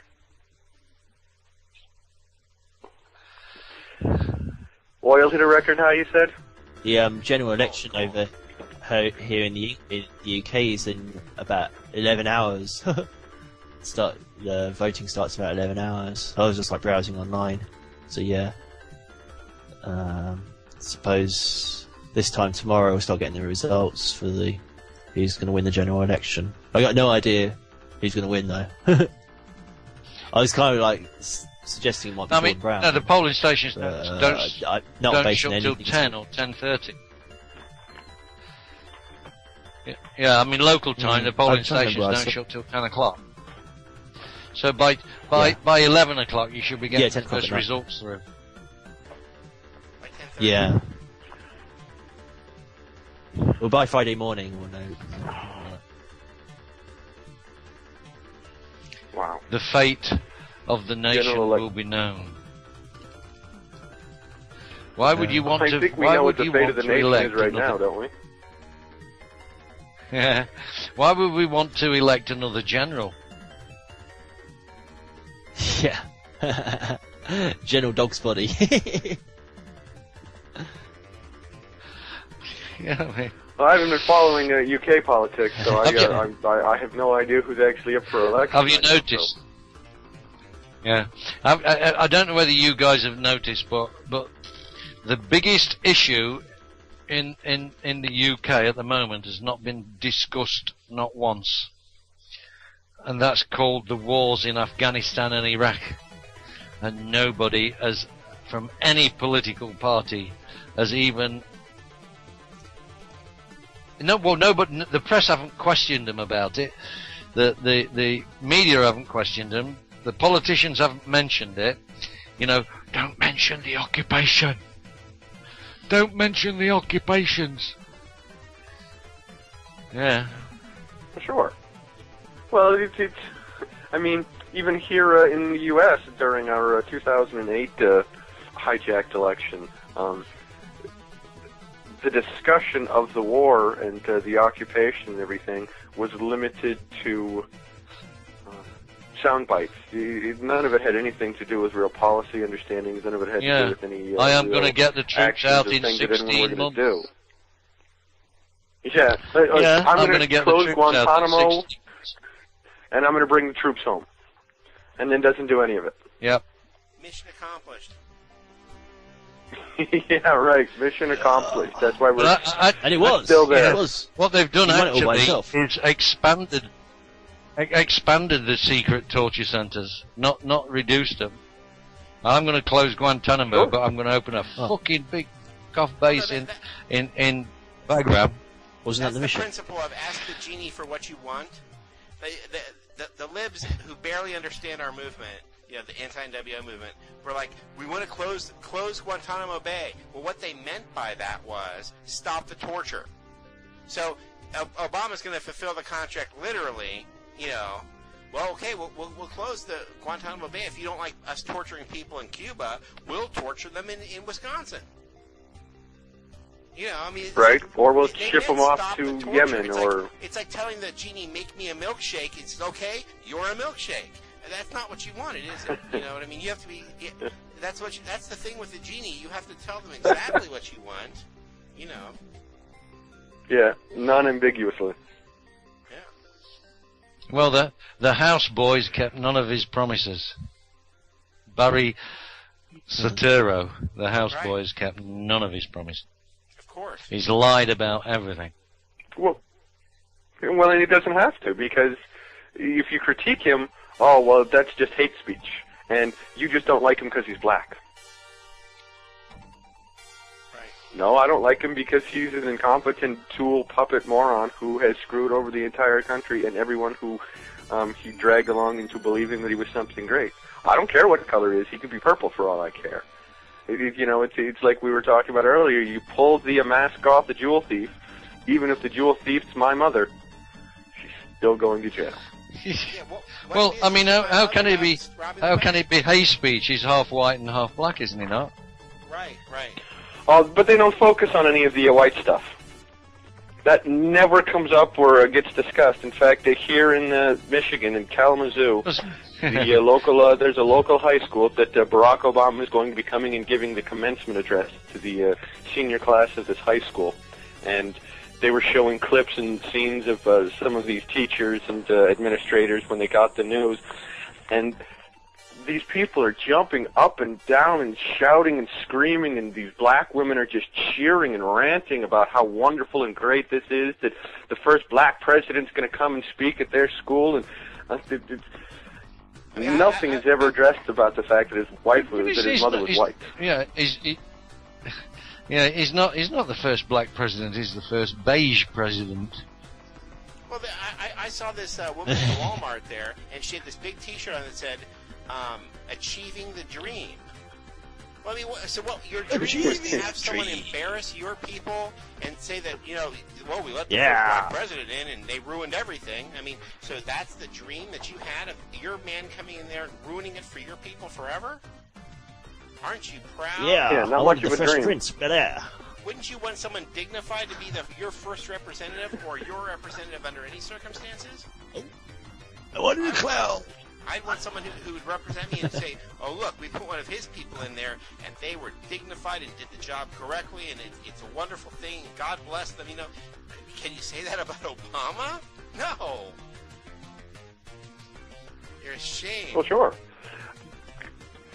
But again, too, you have to remember that our education system has completely devalued all of the real powerful black politicians that existed post the Civil War, and we're actually doing things. We have intelligent black people who could have Excuse me? run. I mean, we're loaded with them. They were, of course, excluded from any possibility of running because they're not hooked up to Zbigniew Brzezinski. Yeah. He needed a new puppet. They prepared this one for years. They had to have him.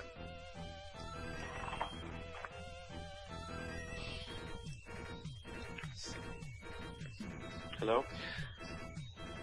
Barry's been if you like, indoctrinated and what have you for years. I wonder what they've got on him. Or is it just the thought of fame and power and money that's enticed him into this position? No, or whether they've got a real juicy bit they can blackmail him with. His qualifications. Because I think if he steps out of line at all, they'll reveal his ineligibility like there's no tomorrow, and the press will be full of it. Oh yeah. They'll validate the Larry Sinclair story. They'll do anything. I mean, 'cause that's true too. It just didn't get press because it's true.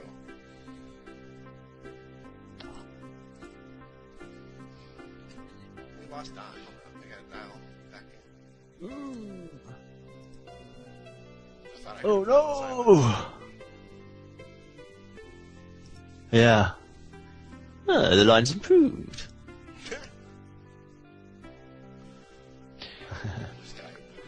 The call quality seems to have deteriorated somewhat. Has it? Yeah, it did when you just spoke. That's the audio quality, I mean. Can you call you back? I can Yeah. call back. I kind of like worked out. Yeah, things just died on my end there, too. Don't know what's going I'm on. going to call them back. They're cracking down on us, man. Right. It means somebody out there is actually listening. All right. But no, you're absolutely right. There's so many better individuals that were qualified that would have been much better for running for president than Barack Hussein Obama. If your goal was a black president, there were many more people you could have gotten into. Legitimate people. Mm-hmm. I mean, And we don't mean Jesse Jackson. no, not the shakedown artist, Mr. Shakedown. Right. Shake that money maker.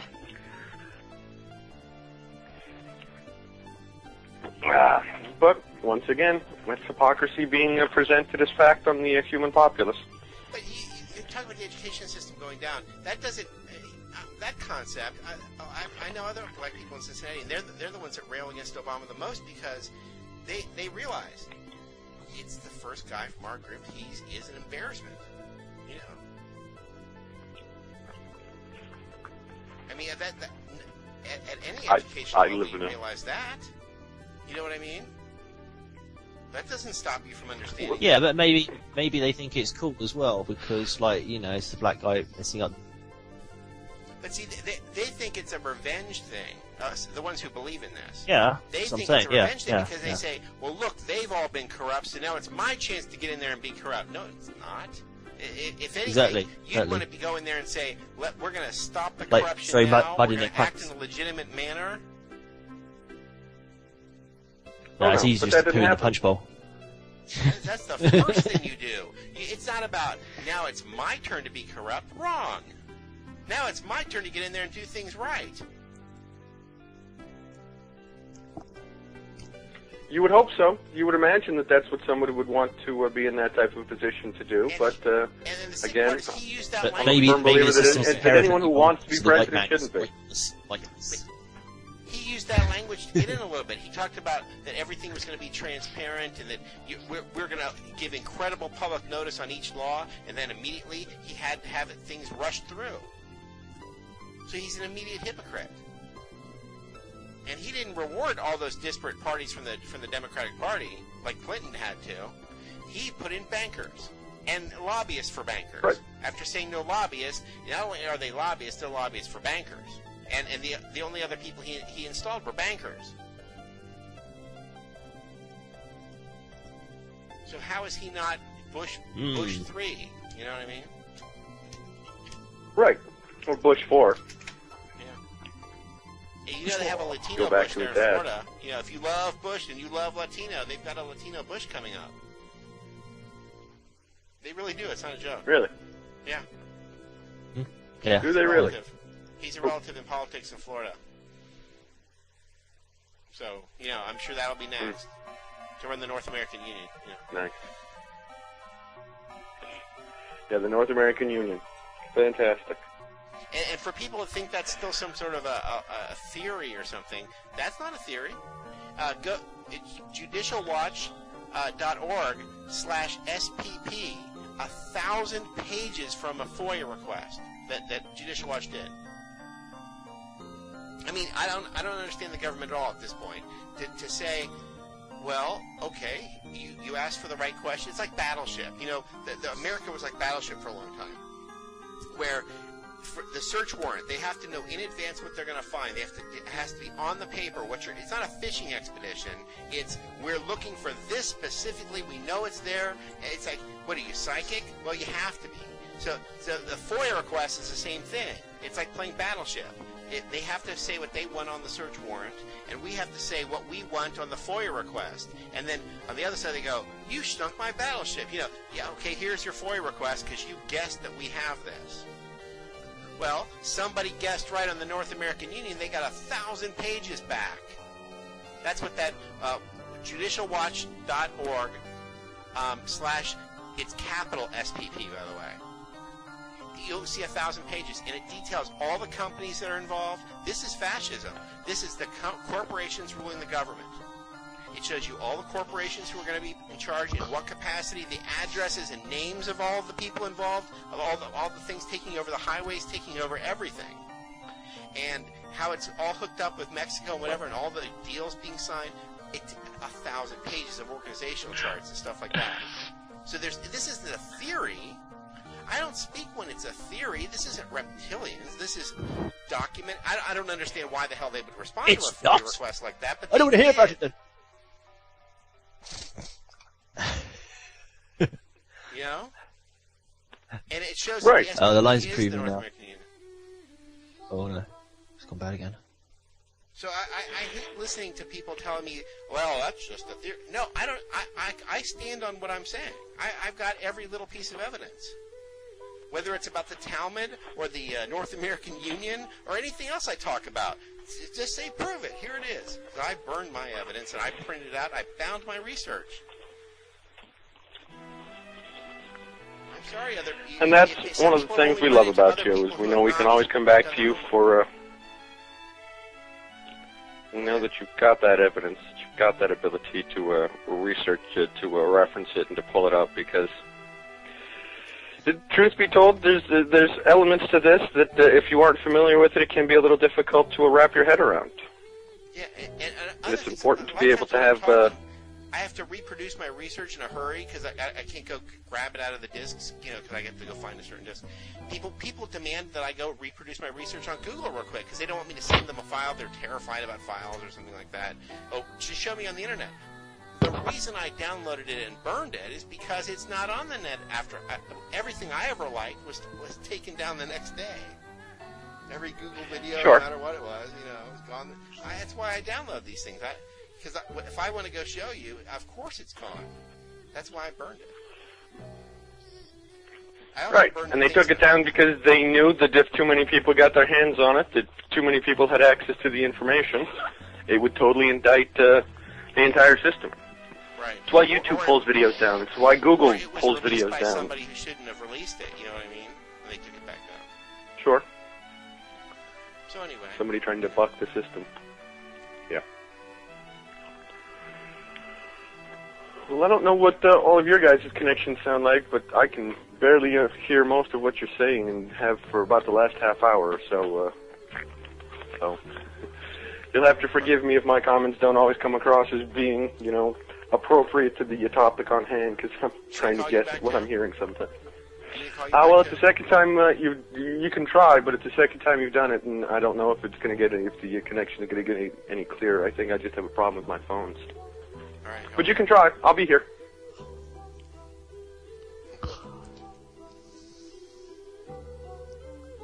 Well, we could do that without making a joke. All right. How did we get roped into radio? What did we do wrong? Did we get sentenced to this?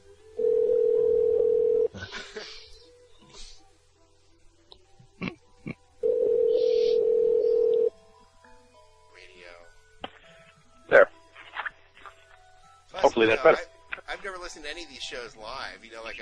Any of the shows I listen to, they're all archived and commercial free. Right. And yeah, I don't consider calling in. I called into the Stern Show one time ever. You called into the Stern Show? Hmm? Did you get on? Did you get on I had the pleasure there? of hearing the Alan Watts show live. Yeah, once. I actually got in. That was once.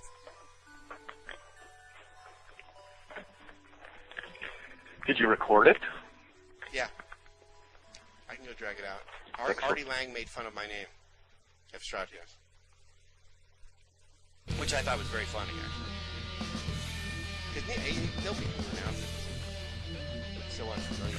Not the first time, no. Takes it a while. So they tossed Of course, my name. wouldn't you? It was when Clear Channel was blocking song. Like you couldn't play "Leaving on a Jet Plane" on a Clear Channel station, which they own half the stations in the United States. I mean, so what? Leaving on a jet plane is going to cause people to jump out of a plane or something?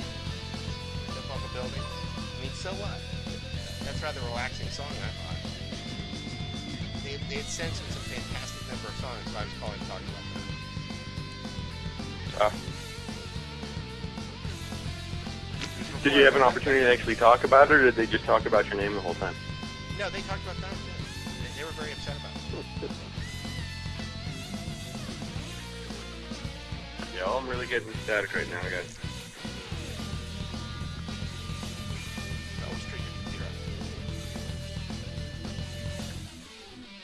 Yeah, definitely.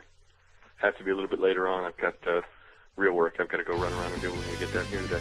It's not that this isn't real work, but I have to earn some debt notes so that I can trade them to people for other debt notes. Yeah, exactly. Nothing better. Nothing better. That was one of the funniest things about our conversation last night. Soliciting for and wanting to get money. Great, yeah. So everyone out there, give us money. Give us your debt notes. I want all of your debt notes. It's like they have Fritz Springmeier in prison for no reason now. They found the people who actually did the bank robbery. One of the guys looked just like him with a weird and everything. Why would Fritz Springmeier, of all people, want to be stealing debt notes from a bank? I mean, can you imagine if Fritz Springmeier would get there and start lecturing about how bad the Federal Reserve System was and how useless this stuff is? I mean, and then they proved that he didn't do it, and they still won't let him out. I mean, yeah, if you steal Federal Reserve notes, the damn things will come due in your possession. I mean, you'll be the poorest man in America. Yep. Don't steal Federal Reserve notes; they're debt notes. What do you want those for? Well, try to convince everyone out there who's trying to win American Idol. Oh yes, they've got the children of America competing on how well they sing "Somewhere Over the Rainbow." I mean, how gay are you? Well, you know, that's but it's like what we've talked about before with the current music industry. It isn't about being able to write your own music or anything, and they're not looking for people that are musicians. Because they had to kill the concept of royalties. Right. They killed the ability to get royalties because you didn't just get a performance fee. Sure. Once again, you're an actor. Yeah, Tiffany and Debbie Gibson are broke today because they were one of the first to be on that system. If the records sell a million today, they don't get another penny. Right. They have to just tour and tour and tour and tour. Or you get to be Lady Gaga and a Freemason initiate right from the get-go. Lady Gaga? That's a fella, isn't it? We talked about that before. It's kind of hard to say. Wrong gender. Gaga. Or transvestite Gaga. I'm the last person to ask on that because I really don't want to have to bother to take the time to check and find out. That's creepy. It is creepy. Gender bender. Very creepy. Yeah, definitely. But this is what gets perpetrated on American culture, on the teenage kids out there and the young children out there. You get 3-year-old girls crying because they love Justin Bieber and hate that they can't see Justin Bieber all day long, every single day. And they're 3 years old and they're crying like they're an adult woman who's just been totally betrayed. And it's for anyone who hasn't watched the Industry Exposed series, it's actually a fantastic series. And I invite you to spell check the Industry Exposed videos. Well, yeah, you can do that if you want, if you really want to get nitpicky. Cause they kicked me off the forum when I mentioned it. I didn't even harp on it. I just mentioned it. Why would you release videos that are misspelled? No, doesn't that discredit what you're saying? You know, they immediately banned me because all discussion is impossible. You know? Right. How dare you say something? They tried their best. You know, it's like living in Idiocracy. You know, the movie. Sure. Says here that'd be a good plan for government, wouldn't it? Idiocracy instead of democracy. Oh. Right. It's gotta look Yeah. Water? You mean like from a toilet? That was one of those horrifying movies ever. That Still was not facing the crowd, but that was a horrifying movie. Idiocracy? That's our future. We need to stop it. Sure. Sure. It's a frightening film. Actually, what it really is so we stop these people, but we never learn anything. How they've really screwed us is that even if we get rid of them, people now have never heard of the Byzantine system or the sources of America or the sources of Christianity. Nothing can be fixed. Nothing can be repaired because all you know are corrupted sources. Well, unfortunately that's part of the hypocrisy and elements of the truth movement too. Is that everyone out there wants to rail and rant about what they see as the ultimate problem, and most people aren't offering any kind of a solution except to basically say, well, once we get rid of them, everything will be great. But if you get rid of the system and don't replace it with a system that actually does work in a way that doesn't allow for that corruption to seep back in, corruption's just going to seep back in. How we got the American system was we tried and failed in ancient Greece, tried and failed in Rome, and Constantine had the wisdom to pick it up and fix the problem, and then they demonstrated it for 1,100 years in Byzantium, only to then That's where we can. So what the NWO's got set up for us is, even getting rid of them, we would then have to learn this stuff from scratch.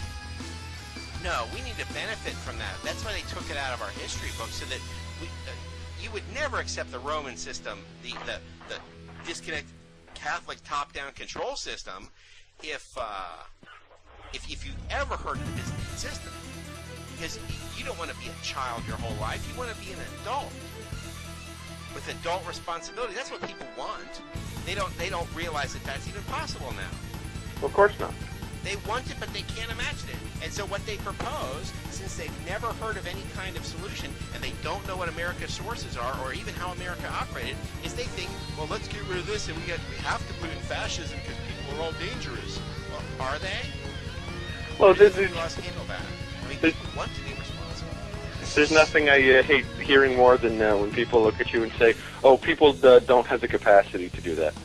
Yeah, You're giving people too much credit. They can't do that. Hating other people. That comes from hating other people. I like other people. I trust other people, and if I trust them first, and if they can't handle it, then there's a problem. But I don't hate people first. How many people are actually in jail as a proportion of the population? In America, it's higher than most. It's because of the stuff since Clinton, where the conspiracy. Yeah, but even so, as high as it is, how many people? I think it's not. We have 9 million people in prison now in America. I don't know off the top Out of my of head. 300 million. Out of 300, well, actually, it's close on 310 million now, but that's neither in there. 2%. So 9 million. 2%. 2%. So you've got 3%. Yeah, so you got 2% of your population who are irresponsible. The 98% are responsible. Who says your people aren't responsible? Right, but that's not really a valid figure, because before Clinton, before this new stuff about conspiracy being the charge, we only had 500,000 people in prison. It ballooned to 9 million because of this new charge of conspiracy. Yeah, I mean, that violates the American system, because you have to have committed a crime first, not now. Now, if you just talk about anything, you can't even have a discussion. Now, if you're guilty of conspiracy. Yeah, well, dissent is now conspiracy. If you don't agree with what the government's doing, you're a dissenter. You're engaged in a conspiracy to overthrow the government, and that's it. You're done. Right. In England, it's unlawful to advocate for the removal of the Queen. You can't talk about it. I do all the time. I don't really care, you know. Let's dump the bitch. I have got no respect for that creepy asshole at all. None. Oh dear, oh I say, Yeah, And have you noticed that's automatically tradition. She's got all this land that's worth $33 trillion at a very conservative estimate. This is a bargain. Right? Yeah, but every year it comes round for. She pleads poverty to the government to increase the money she receives from the taxpayer. Yeah, she has visible assets and invisible assets. They actually write that down, and everyone has a straight face when they see it. Yep. For her invisible assets. What are her invisible assets? That's the land holdings, they don't want to talk about. Her protection. Oh, shoot them when the lights are out. No wonder she calls it the firm. Why does she call it the firm? It's the a corporation. firm's It's the Crown Corporation. Yeah, it's another name for the mafia as well. Well, that's why they've got the Crown Corporation, so she can't be held liable. It's all about limited liability. Everything that we do is limited liability. It takes away everybody's power. They act on her behalf. She never exercises her power. They exercise her power. She embodies the power, now they exercise it. Precisely. It's like plausible deniability. Exactly. Yeah. Well, I didn't know. I had people who were doing it for me. I can't be involved in all of those small little things. If they messed up or did something they shouldn't, well, I'll talk to them about that. Don't worry. Thank you for bringing See, I have a weird theory, actually. That everybody thinks that it might be this Rothschild's character that's behind a lot of this shit. Possibly it is. But who is Rothschild's boss? And I have a sneaking suspicion that it's the bitch in Bookhouse. Right. Woo! You're just me all along. And she, of course, answers to Louis Cypher. She answers. Oh yeah. Okay. Hope you guess his name. Louis Cypher, yes. The enlightened one. Yeah. Oh yeah. Okay. I was only half listening though. That's the best way of listening sometimes, is half listening. Well, you know my dentist, Albert Kaida. Yeah. God, just stop. You're hurting me. Louis Cypher. Jeez. This I'll all comes see him from what that saying. great movie, that Hitchcock movie, where Ambrose Chappell is really the dentist. That's the black and white, the Man in Meat movie. Eventually, Ambrose Chappell is a place. Yeah, it's not really Louis either. It's Louis. Oh, Louis Cypher. Yeah, so even more obvious in a way. We eat Philadelphia cream cheese too. Yeah. King Louis just- Cypher the 16th. Just remember the cipher bit. It's all in code. Oh yeah. Oh yeah. Sure. Yeah. Boy, we learn so much every single day on this show. Except when he's making plastic airplanes and he's called Louis Cypher. We're demonstrating the very reality of the Freeman concept. As much as we're explaining it, we're also demonstrating it. Right. And if you're responsible in your speech, then you really can talk about whatever you want to talk about. Well, sure, as long as it's not filled with sedition or hate speech, and as long as you're, Well, hate speech is a statute again. You see, hate speech. How can it be hateful to tell the freaking truth? The truth is a defense. Only in Europe, with this new bullshit from the European Union and all this in Germany, is the truth not a defense. sure. These are the same people pushing the Napoleonic law of Codex Alimentarius on the world. If you go to the FDA and the USRDA and all these government food websites, they have the Codex Alimentarius logo on it. It's already been implemented. They're going to make vitamin C illegal. The Napoleonic law is totally antithetical to everything we have. It's the idea that only what's listed is legal. Is lawful. Everything else is illegal unless it's listed as being okay. So vitamin C will need a prescription. You know, everything will. They're going to get rid of all natural supplements, everything. That's Napoleonic law. They call that positive law, but really it's a gigantic negative because everything becomes illegal. Right. Total They will do fascism. that every way. And so I don't even see what all this fuss is about. Who's being elected coming up here in England? Van Rompuy is your dictator Right. in Europe. There isn't that much fuss. I just thought I'd mention it today before. I mean, even if they get elected, all their powers in Brussels under Van Rompuy. Yeah. So how much fuss did the Americans make in the last election? About 3 years. I realize that, but we elected Zbigniew Brzezinski's puppet again. It's the first time he's been back in power since his last puppet, Carter, was knocked out by Bush Sr. Bush Sr. got 7 terms in office. Mm-hmm. Yeah. Yeah. Well, you know, when you're the former director of the CIA and been a member of the Trilateral Commission, and you're the adopted son of a Nazi, you can get away with stuff like that. Yeah, that's why Bush Sr. doesn't look like Prescott Bush or the rest of the family. Right. To be or not. Just to inject a little more truth into it, that Barbara Bush, what a dog. Oh, the daughter of Aleister Crowley? The love child of Alistair Crowley. Yes, there was a lot of love involved in making that child. You can tell.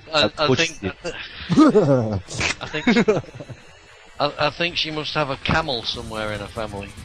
A bull. Yeah. He Hello. always joked about Bush marrying his mother because she always looked like his mother. Yeah.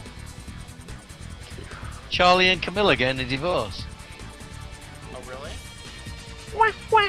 Camilla popped After all up. that fuss? No, Camille, you can't have me. No.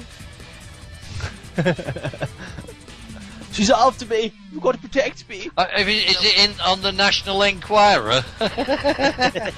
Which which tunnel will they kill her in? Will there be a ritual sacrifice to get rid of her next? Oh, they won't kill Camilla. Why would they? In the People, the Sunday paper. People magazine. Yeah. Well, if it's in Screw Up Your Life magazine, I wouldn't trust it, you know. Right. People magazine. Oh, I'll have to Google that when I get off, Selena. Yeah, Camilla Parker Dog. The puff about. You see, I mean, Charlie was the commander of the armed forces at one time, and he was screwing a brother officer's wife, which is a court-martial offence. Why didn't he get court-martialed? Well, who's going to court-martial the prince? Charlie Yeah, Brown. Prince of Wales as well. Prince Charlie? Well, yeah, I mean, we've already Go ahead. we've already got Noddy in Buckingham Palace. Now we're going to get Big Ears. Well, we have his son, the Antichrist, you know, the one that always wants to pose with the lamb, and the back hooves of the lamb, and then he always manages to close one eye, like the Dajjal. Yeah. And we've got him doing devil horns as well.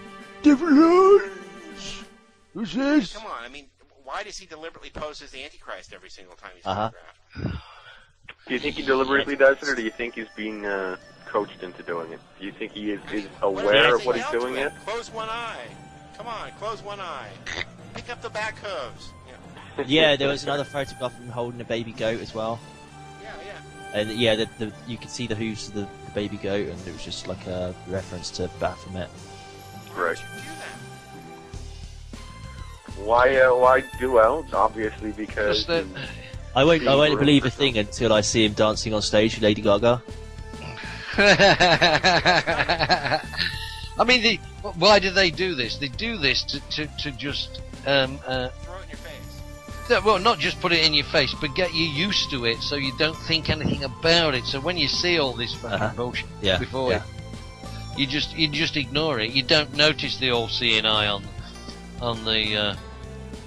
Or if it gets you to hate Christianity, then you don't care. Yeah. Then you walk into a magistrate's court or a crown court, and there is the Crown Corporation's logo. You know, the rampant and passant lion and what have you in this trademark. Or in the city of London, all the flying reptiles on every surface of the Don't city of London. mention the flying reptiles. Why must that be the logo? You know? Is that a signal to us of something? Yes, but they are here, and they are. Well, no, I mean just to show you how evil they are. It doesn't matter the reality of it. It just shows you, look, this is the logo they chose for themselves to represent themselves. That's not a positive symbol. That's a nasty thing. Well, that's all connected with What are they trying to say Satan by that? stuff, though. I mean, it's like because it's the flying reptiles and all that is nothing new. I mean, you see them outside like churches and cathedrals, like Not Notre Greek Dame. Orthodox churches. Well, yeah. Putting Well, your flying why- pigs what- outside those. Why is Louis Cypher portrayed as a serpent? A flying serpent. Temptation and all that, I suppose. Garden of Eden. Talking You know, serpent. it's in your face, isn't it? Yeah. I mean, that picture my grandfather brought from Asia Minor of his name Evstratios that he gave to me is the Archangel Michael, who's Evstratios, who has his foot on the devil with this. Oh my God. In one hand he has the scales of justice, the other has a shining sword. His foot on the devil's neck. The devil is reptilian. Yeah. But they've been using reptilian sort of like gargoyles and stuff outside like You can churches see it on my since Skype thing, but hundreds of I'll years ago. put a It's tiny nothing thing. new. Yeah, well, this all stems from Genesis in the Bible, doesn't it? I mean, Yeah. Good Reptiles heavens. come crawling out of the ground and under rocks and. You know, your medical profession is a Yeah, sword yeah. with two entwined serpents, for goodness sake. Well, a staff, I think. There might be a sword one, but it's mainly the staff. The Caduceus. Is that? Interesting. I haven't seen Oh, it. Caduceus or whatever it's called. I've looked for it. You know, and they take the hypocritical oath. Sorry, the Hippocratic oath. Yeah, the Hippocratic. Yeah, well, okay, then. We were right first time, the hypocritical oath. Hippo oath. Actually, yeah, the hypocritical oath is yeah.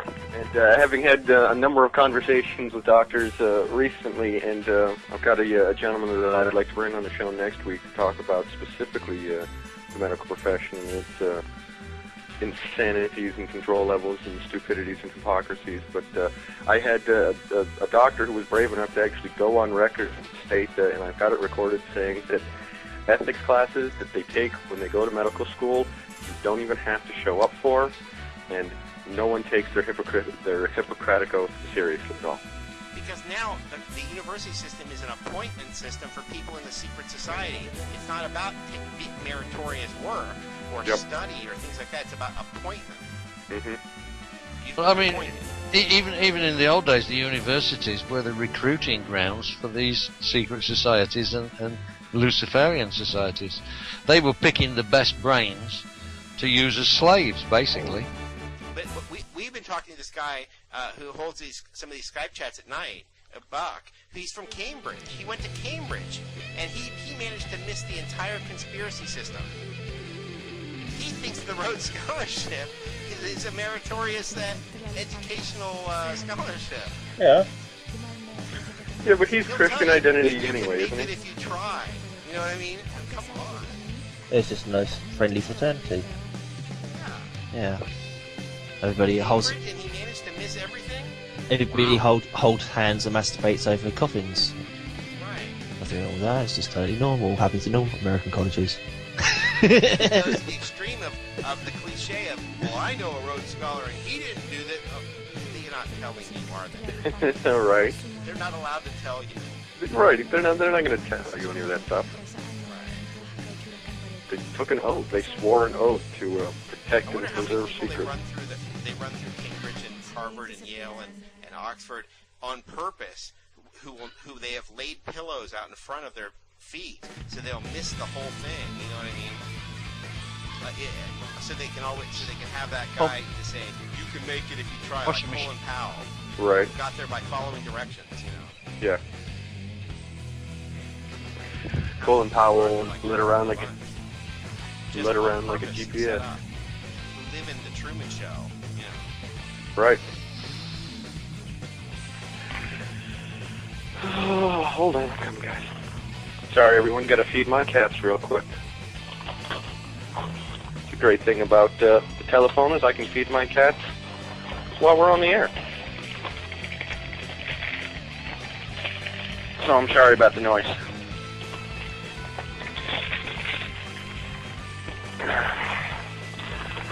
Yeah, like they're gonna bother to tell you the truth. If they're really in the society, if they're really that far down into it, if they're really a part of it, they're not really gonna tell you anything. You can ask them, and they'll, you know, they can lie straight to your face because, well, don't worry, all they have to do is just go to their secret society's version of Yom Kippur, and it doesn't matter because you're just, you know, you're the uninitiated, you're the cattle, the unenlightened,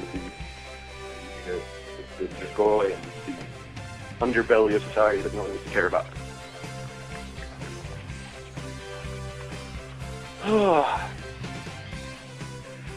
So I guess I've decided I'm going to convert to Judaism, join the Freemasons, and then destroy the systems from inside.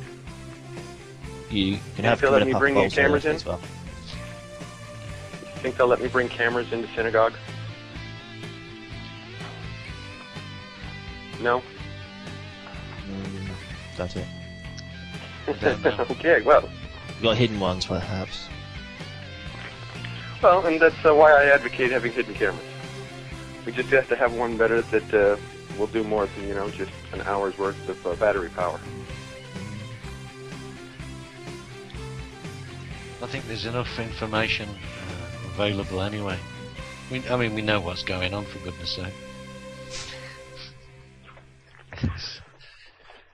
I think everybody. Obvious by now. Yeah, I mean, I think everybody knows what's going on, but some people just don't want to know. They deliberately close their minds to it to exist. Too much to handle. I need to watch the TV. Yeah. The world's coming to an end. Who won the baseball game yesterday?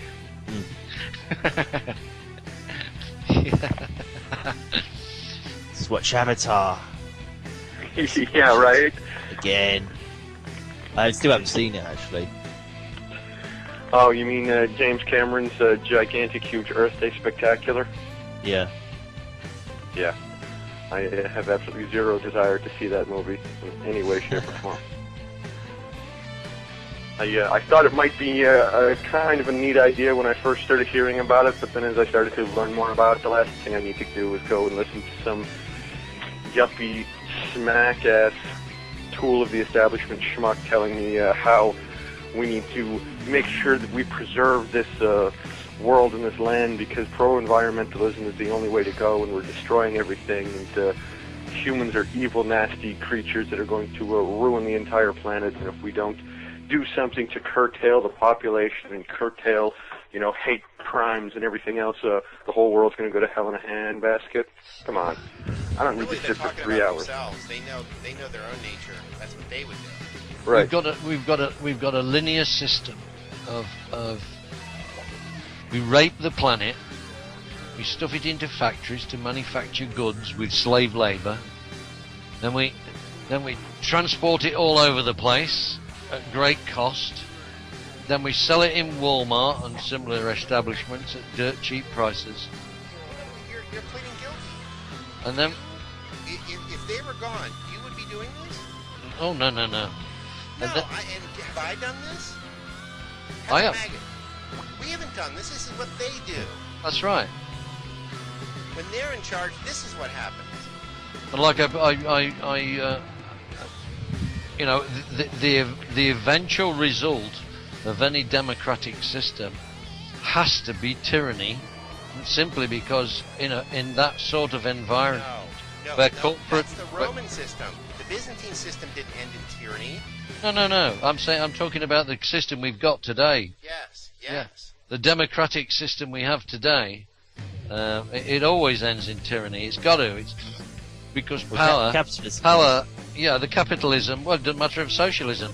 Power always tends to the centre. Doesn't matter whether it's a fascist socialist state or a fascist capitalist state. It's still the same. That's why the Byzantine system of common law is different, because it's got its structure where it's responsibility, not authority. It's upside down. That's why it's self-correcting. That's why it's about 3 laws, not 60 million. That's why it's about being an adult and not being a child. And it was famous for development without destroying everything. They didn't come in with missionaries and take your culture away. They never did anything like that. It was always in your own language. Here people voluntarily wanted to become involved. Here, they would say, "Don't let us screw up your language. Here, take. If you like Christianity so much, here it is in your language." Right. But it wasn't about it. They never came and forced anything on anyone. Well, and I thought your comment about how the African nations and peoples would come to the Byzantine location as opposed to you going out into it. Right. The idea we're going to go colonize somebody. Sure. Well, that's absolute control. The Russians were really huge Byzantine fans, so they changed their language. But they still they changed. They didn't have a Greek language. They wrote it our way, but they had the Bible in their own language. The Romanians had the Bible in their own language. All these people did because of that. The Roman system is the Latin.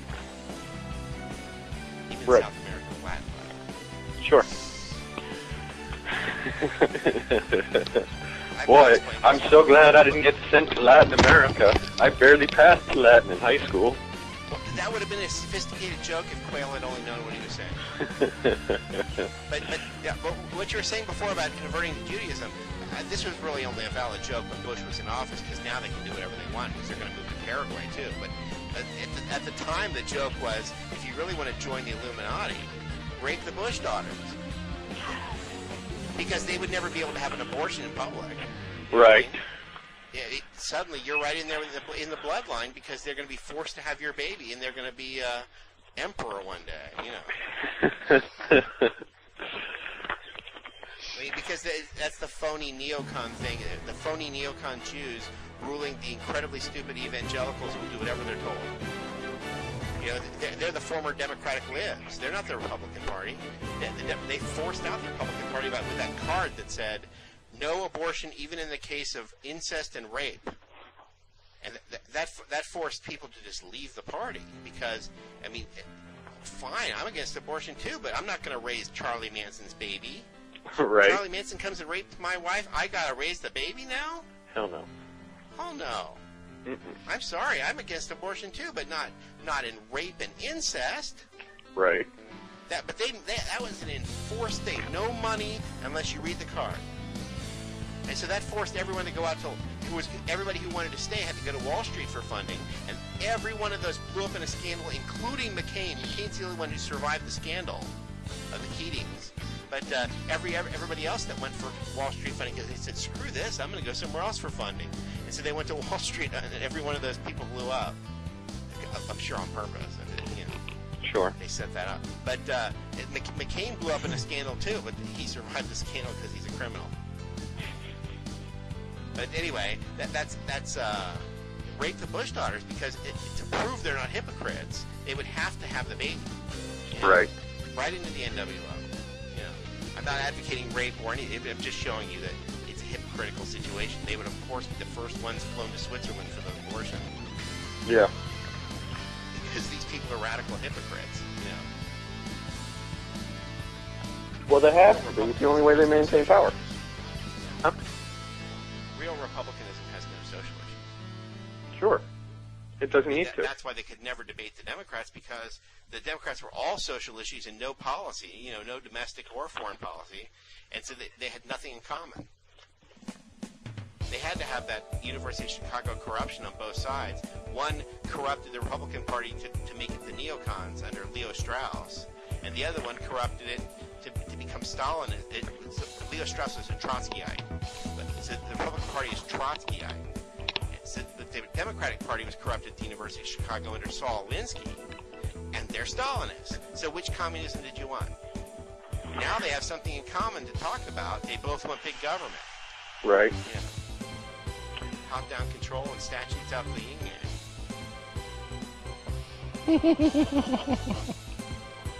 I mean, the more you learn about Leo Strauss, the more it makes you sick. I mean, government, we're in Gunsmoke. We have to study Gunsmoke to learn about government. And phony values. There's a white hat, there's a black hat that's clearly defined. We're living in a cartoon then. Well, sure. Of course we are. There's limited resources, and that's Marxism. And we have to determine who gets the limited resources. That's not how things work. There's unlimited resources. No. We have too many people on this planet. We got to move them all to Australia. Only if they own all the land and there's nowhere for us to live. Right. World biosphere. Everything's the world biosphere. So they can hand their business partners land to put battery factories on. We must take Yellowstone and give you a place to put a battery factory because we're saving the environment. Right. Sure you are. Saving the environment at the cost of human sovereignty. Yeah, well, we're going to poison the groundwater to save the planet. Take your fluoride, ladies and gentlemen. Don't question the policy. Pop your pills. Collect your death notes. Don't look at Zbigniew Brzezinski behind the curtain there. Yeah. Look at Obama. Pay no attention to... Believe us, everything's going to be all right. Yeah, nuclear war with China and Russia coming soon A shopping mall near you. Well, that's really what we're getting to. You know, we're not going to have a big, huge, gigantic nuclear war. We're just going to be told about it. Yeah. We're moving to. There was an episode of Star Trek years and years and years ago, the original one, in which this whole society had gotten themselves to the point where instead of actually killing each other, they were just notified, oh, by the way, we launched weapons at you that would have killed you if they actually went off. Please exit your apartment now and walk into the death chamber so that we can get rid of you. Virtual death, yeah. Mm-hmm. For a virtual war. Right, exactly. And that's what we're getting to. Seriously, that's what we're getting to. Everything's all fabricated. they had all kinds of insulting stuff on the original Star Trek. They landed on the planet where everybody was down the center, striped. One side was black, one side was white, and they were fighting with the people who had black on the other side, white on this side. Oh yeah, Yep. I remember that. I mean, how obvious was that? Sure. I remember there was one who little got preachy on or board what? ship. Yeah. Wasn't there one who got on board ship? That's about the only bit I remember. He's on board ship, saying all this weird stuff. He's like moving around really strangely as well. Like, And so of course, swaying. every alien they ever talked to had Greco-Roman roots, because as you know, aliens really care about the Greek language. Yeah, they always had like Greek columns or Roman columns in every single planet. There was like Right. Sure. everything like That's that. so foreign. Their point was that's so foreign. We don't know what that is. hmm We're not supposed to know what that is. Well, it's just like here in America, all you have to do to That was until make a movie Stargate. set in England is to Yeah. fill it with people who speak with English accents. All right, so this I movie's mean- set in France, but everyone that we're going to hire has got to speak with an English accent, and everyone in America will just know that it's supposed to be European. Well, it's double, triple, because the only Greece there is ancient Greece. There Right. is no Byzantium.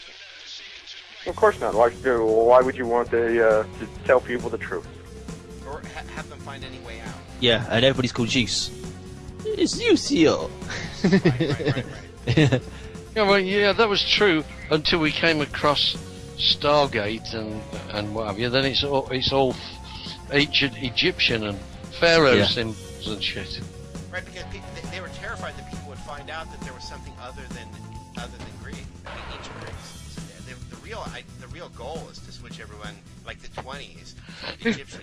Yeah, but everything's Egyptian. the Egyptian thing's even more confused and messed up than the Greek misinterpretation. It's just a complete Right. disaster. And all they're doing is couching their Lucifer worship in these ancient gods who did not.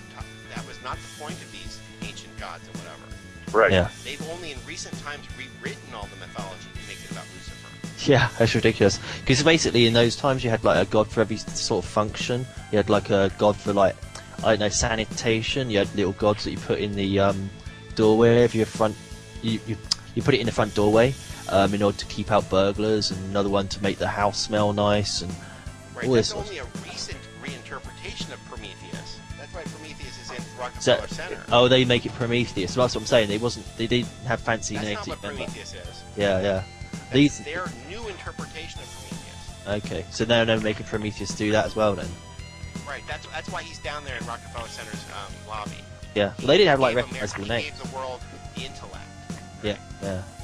Yeah, it's like pagan gods for like I don't know, like when you grab a load of cane straws or whatever, that they'll be like good quality. You know, you like pray to that sort of divinity and stuff. But yeah, they just like totally just like merged it all together, made it all simplified, dumbed it down into like sort of like And simplified form. And then called it Judaism. Yeah, Right. Yeah. Or called it macaroni. yeah, yeah. Everything is to be redone. Well, Make sure you everybody's just, got nice tweets to pronounce names and everything else, you know. And really, they're planning to have saviors come. That was really the point of the Zeitgeist thing, as a precursor of what they're planning to do. They're going to come and save us from the New World Order. They're going to come Yeah. save us. And their saviors are going to save us from evil Christianity, evil this and evil that. Because, you know, we're all just so stupid, we fall for it. Well, obviously we must be, because if we weren't, we would have figured out how to solve all of these worldwide problems already. Yeah, but they'll act like they're getting... Well, yeah, rid of you need the New Lisa to World tell you what to Order. do. When they do this stuff, they'll act like they're getting rid of the New World Order, but the people who will save us are the New World Order to save us from the same... Yeah. It's like the Nazis and the Allied powers, both of whom are from the same secret societies. Right. The same funding source. Mm-hmm. But we can't be Nazis. We wear suits of green. Yeah, but we already know how to get rid of all this bullshit, and that is get rid of governance. Nobody rules over anybody. But not because we're advocating anarchy. No, Right. everybody. The opposite of this system is not anarchy. The opposite of this system is responsibility. Well, it's This system self-government. is about being a child, and the opposite is being an adult. Well, it's self-governance. It's Yeah, accepting the self-governance. responsibility for your own actions and applying yourself to that, as opposed to allowing somebody else to take responsibility for your actions and tell you what to do, where to go. Like David Icke talks about opposames.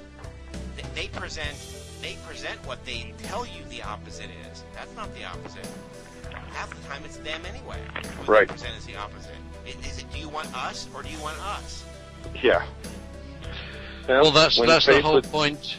That's the whole point of this left-right paradigm. The Republican or Democrat, the Tory or the Labour, the neocon or the socialist. It's the same. They're both the same. Right. Yeah. And it's designed to keep you thinking that you're arguing something different when all you're doing is arguing who you want to. It's like saying, well, no, I want Mom to tell me what to do. No, I want Dad to tell me what to do. How about figuring out what to do and just doing it? It's impossible. We're not allowed. Because they tell us what we can think. Sure. Well, they try to. Anarcho-syndicalist commune. The WFS people told me. That's Where what they all wanted. decisions are ratified by... They don't believe in the World Freeman Society. Yeah, well, of course not. Again, because... I know what it is. And I insist it not be corrupt. And I insist that I'm not in charge. By example. Yeah, I mean, you do what you know to be right, but don't ask me What what. right do I have to tell you what to do? Yeah, do what you know to be right or wrong, or if you do something wrong, then reap the rewards. But be responsible. Do your own thing. But if you adversely affect others, expect some sort of retribution. Right, we're helping you to realize that you're an adult, helping you get back to that kind of situation. That's the point of this. Not to replace that terrible tyranny with my tyranny. Right, because that's not a solution. No. That's a backward step. Right. Or at least a lateral step. Totally. See, that's why they took the stuff out of the schools, is to keep one here, so that you will come to these faulty conclusions. Right, so that you automatically just fall right into believing what they've told you. Right. And don't are never given the opportunity to see that this is If we do get rid of them, they have this inoculation in a way by taking stuff out of history, so that if even having gotten rid of them, we still put in fascism. Right. Because it's the only solution, because America is a failure. Experiment that failed. Yeah. Democracy has failed. We need to install fascism. Because People there has cannot been no take care of business themselves. example, because America didn't do this for 137 years. We did, of course. Right. 137 years of success and 1,100 years of success. 137 years is garbage. Yeah, And definitely. 1,100 years isn't garbage either. It's longer than any of the other systems we're talking about. Sure. And then you still wind up with people out there who will tell you, well, no, you don't understand. You don't understand. No empires lasted for longer than 400 years. That's Alex Jones loves to scream that one. Yep. I didn't say that one, but it's obviously like. Well, but So, again, yeah. that's part of the problem, is that it infiltrates even into elements of the truth movement, and you wind up with almost as many hypocrites in the parts of the truth movement as there are outside of the truth movement. This is the last thing I ever wanted to do was to speak up, because I just wanted to collect this data to save myself, to save my own family, whatever. The last thing but just to sit there and listen to this, and that to hear Alex Jones scream that no empire had ever lasted longer than 400 years. Yeah, well, it's deliberate, of course. That America's an experiment that failed. I mean, it just drove me nuts until I got Daryl Bradford Smith to admit on January 18th, he finally admitted that it wasn't the Armenian Holocaust only. You know what I mean? He acknowledged the existence of the empire. Yeah, it's deliberate tactic of theirs, though, is to deliberately shout out things that are wrong. It's no different, like, if you're at school and you've got a group of people saying you're a fag, you're a fag, you're a fag, you're a fag, over and over at you, and you ignore it and you ignore it, and it happens every day, and at the end you end up screaming, no, no, no, no! You know? Right. They want you to lash out in an inappropriate manner, and then you're the problem. Yeah, You're yeah. the crazy one. Yeah, it's like, whoa! They Whoever set said you that? up all this time. You know, and then they're the ones that rush to get the authority to go and bust you because he's crazy for no reason. Yeah. We'll Yes, set this something up. come wise after the event. It's like, we got no record of him saying that. No, you're just crazy, man. Right. You obviously got some problems. You're paranoid. Yeah, Look out, paranoid. it's a lone gunman. Yeah. that's the world we're trying to stop. We're trying to help you become an adult. Help you take responsibility for yourself. www.worldfreemansociety.org. Our podcast is at tinyurl.com/WFS podcast. We have forum.World Freeman Society. It's not World Freemasonry, it's worldfreemansociety.org. So there's there's www.worldfreemansociety.org. I am your responsible party of Stratius Constantine Radius. We're wrapping it up here. We've had our two hosts, Don Perry and, of course, Maggot. Thank you. Maggot. Right. Hello, people. And our favorite guest, the Caribbean Critic. Our favorite guest. And David Ray was with us as well. He's another Freeman here in America. He joined us a little earlier. I don't know if he's still with us now. Our listening audience. The Caribbean Critic. Yeah, You careful. We're going to hook you and make you go on the air all the time. Yeah. We should be the guest, and the Caribbean Critic should be the host. There you go. I totally am for that. I consent to that.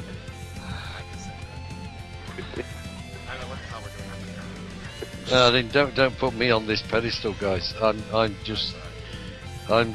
we're not. We're just offering a contract. He's Poseidon from across the seas. Didn't you realise that? I've given away secret identity. Yeah. It's Poseidon. You see this picture?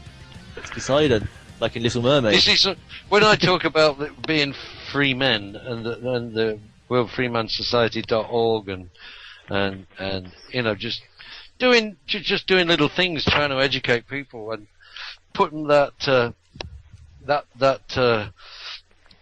form that I did on the London Evening Standard, where I've withdrawn my consent to be governed.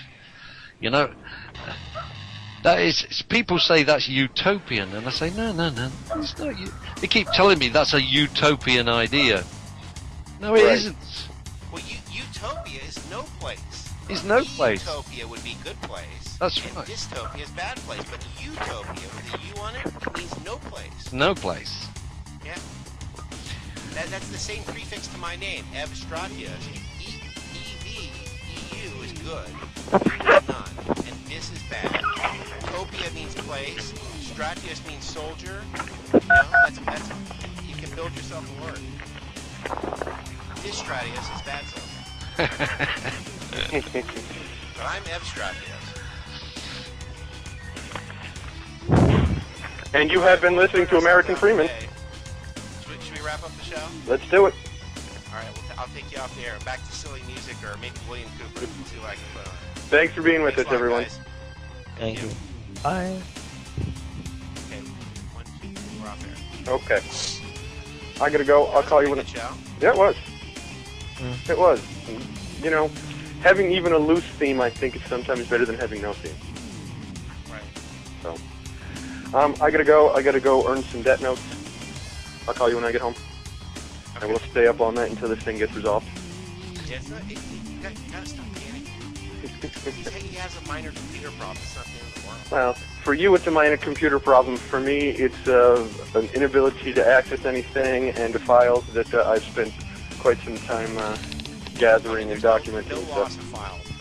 Well, I didn't figure that there was, but if I can't access them, it's, great. So I still have my filing cabinet, but I don't have a key for it, and it's sitting at the bottom of the lake. Great, my files are still They there. all that phony Nazi money that was at the bottom of that lake. Remember that? No. They retrieved it. Oh, okay. It sat at the bottom of the lake for a long time. I was unaware of that. Forged notes. All right, well, I'll call you when I get home.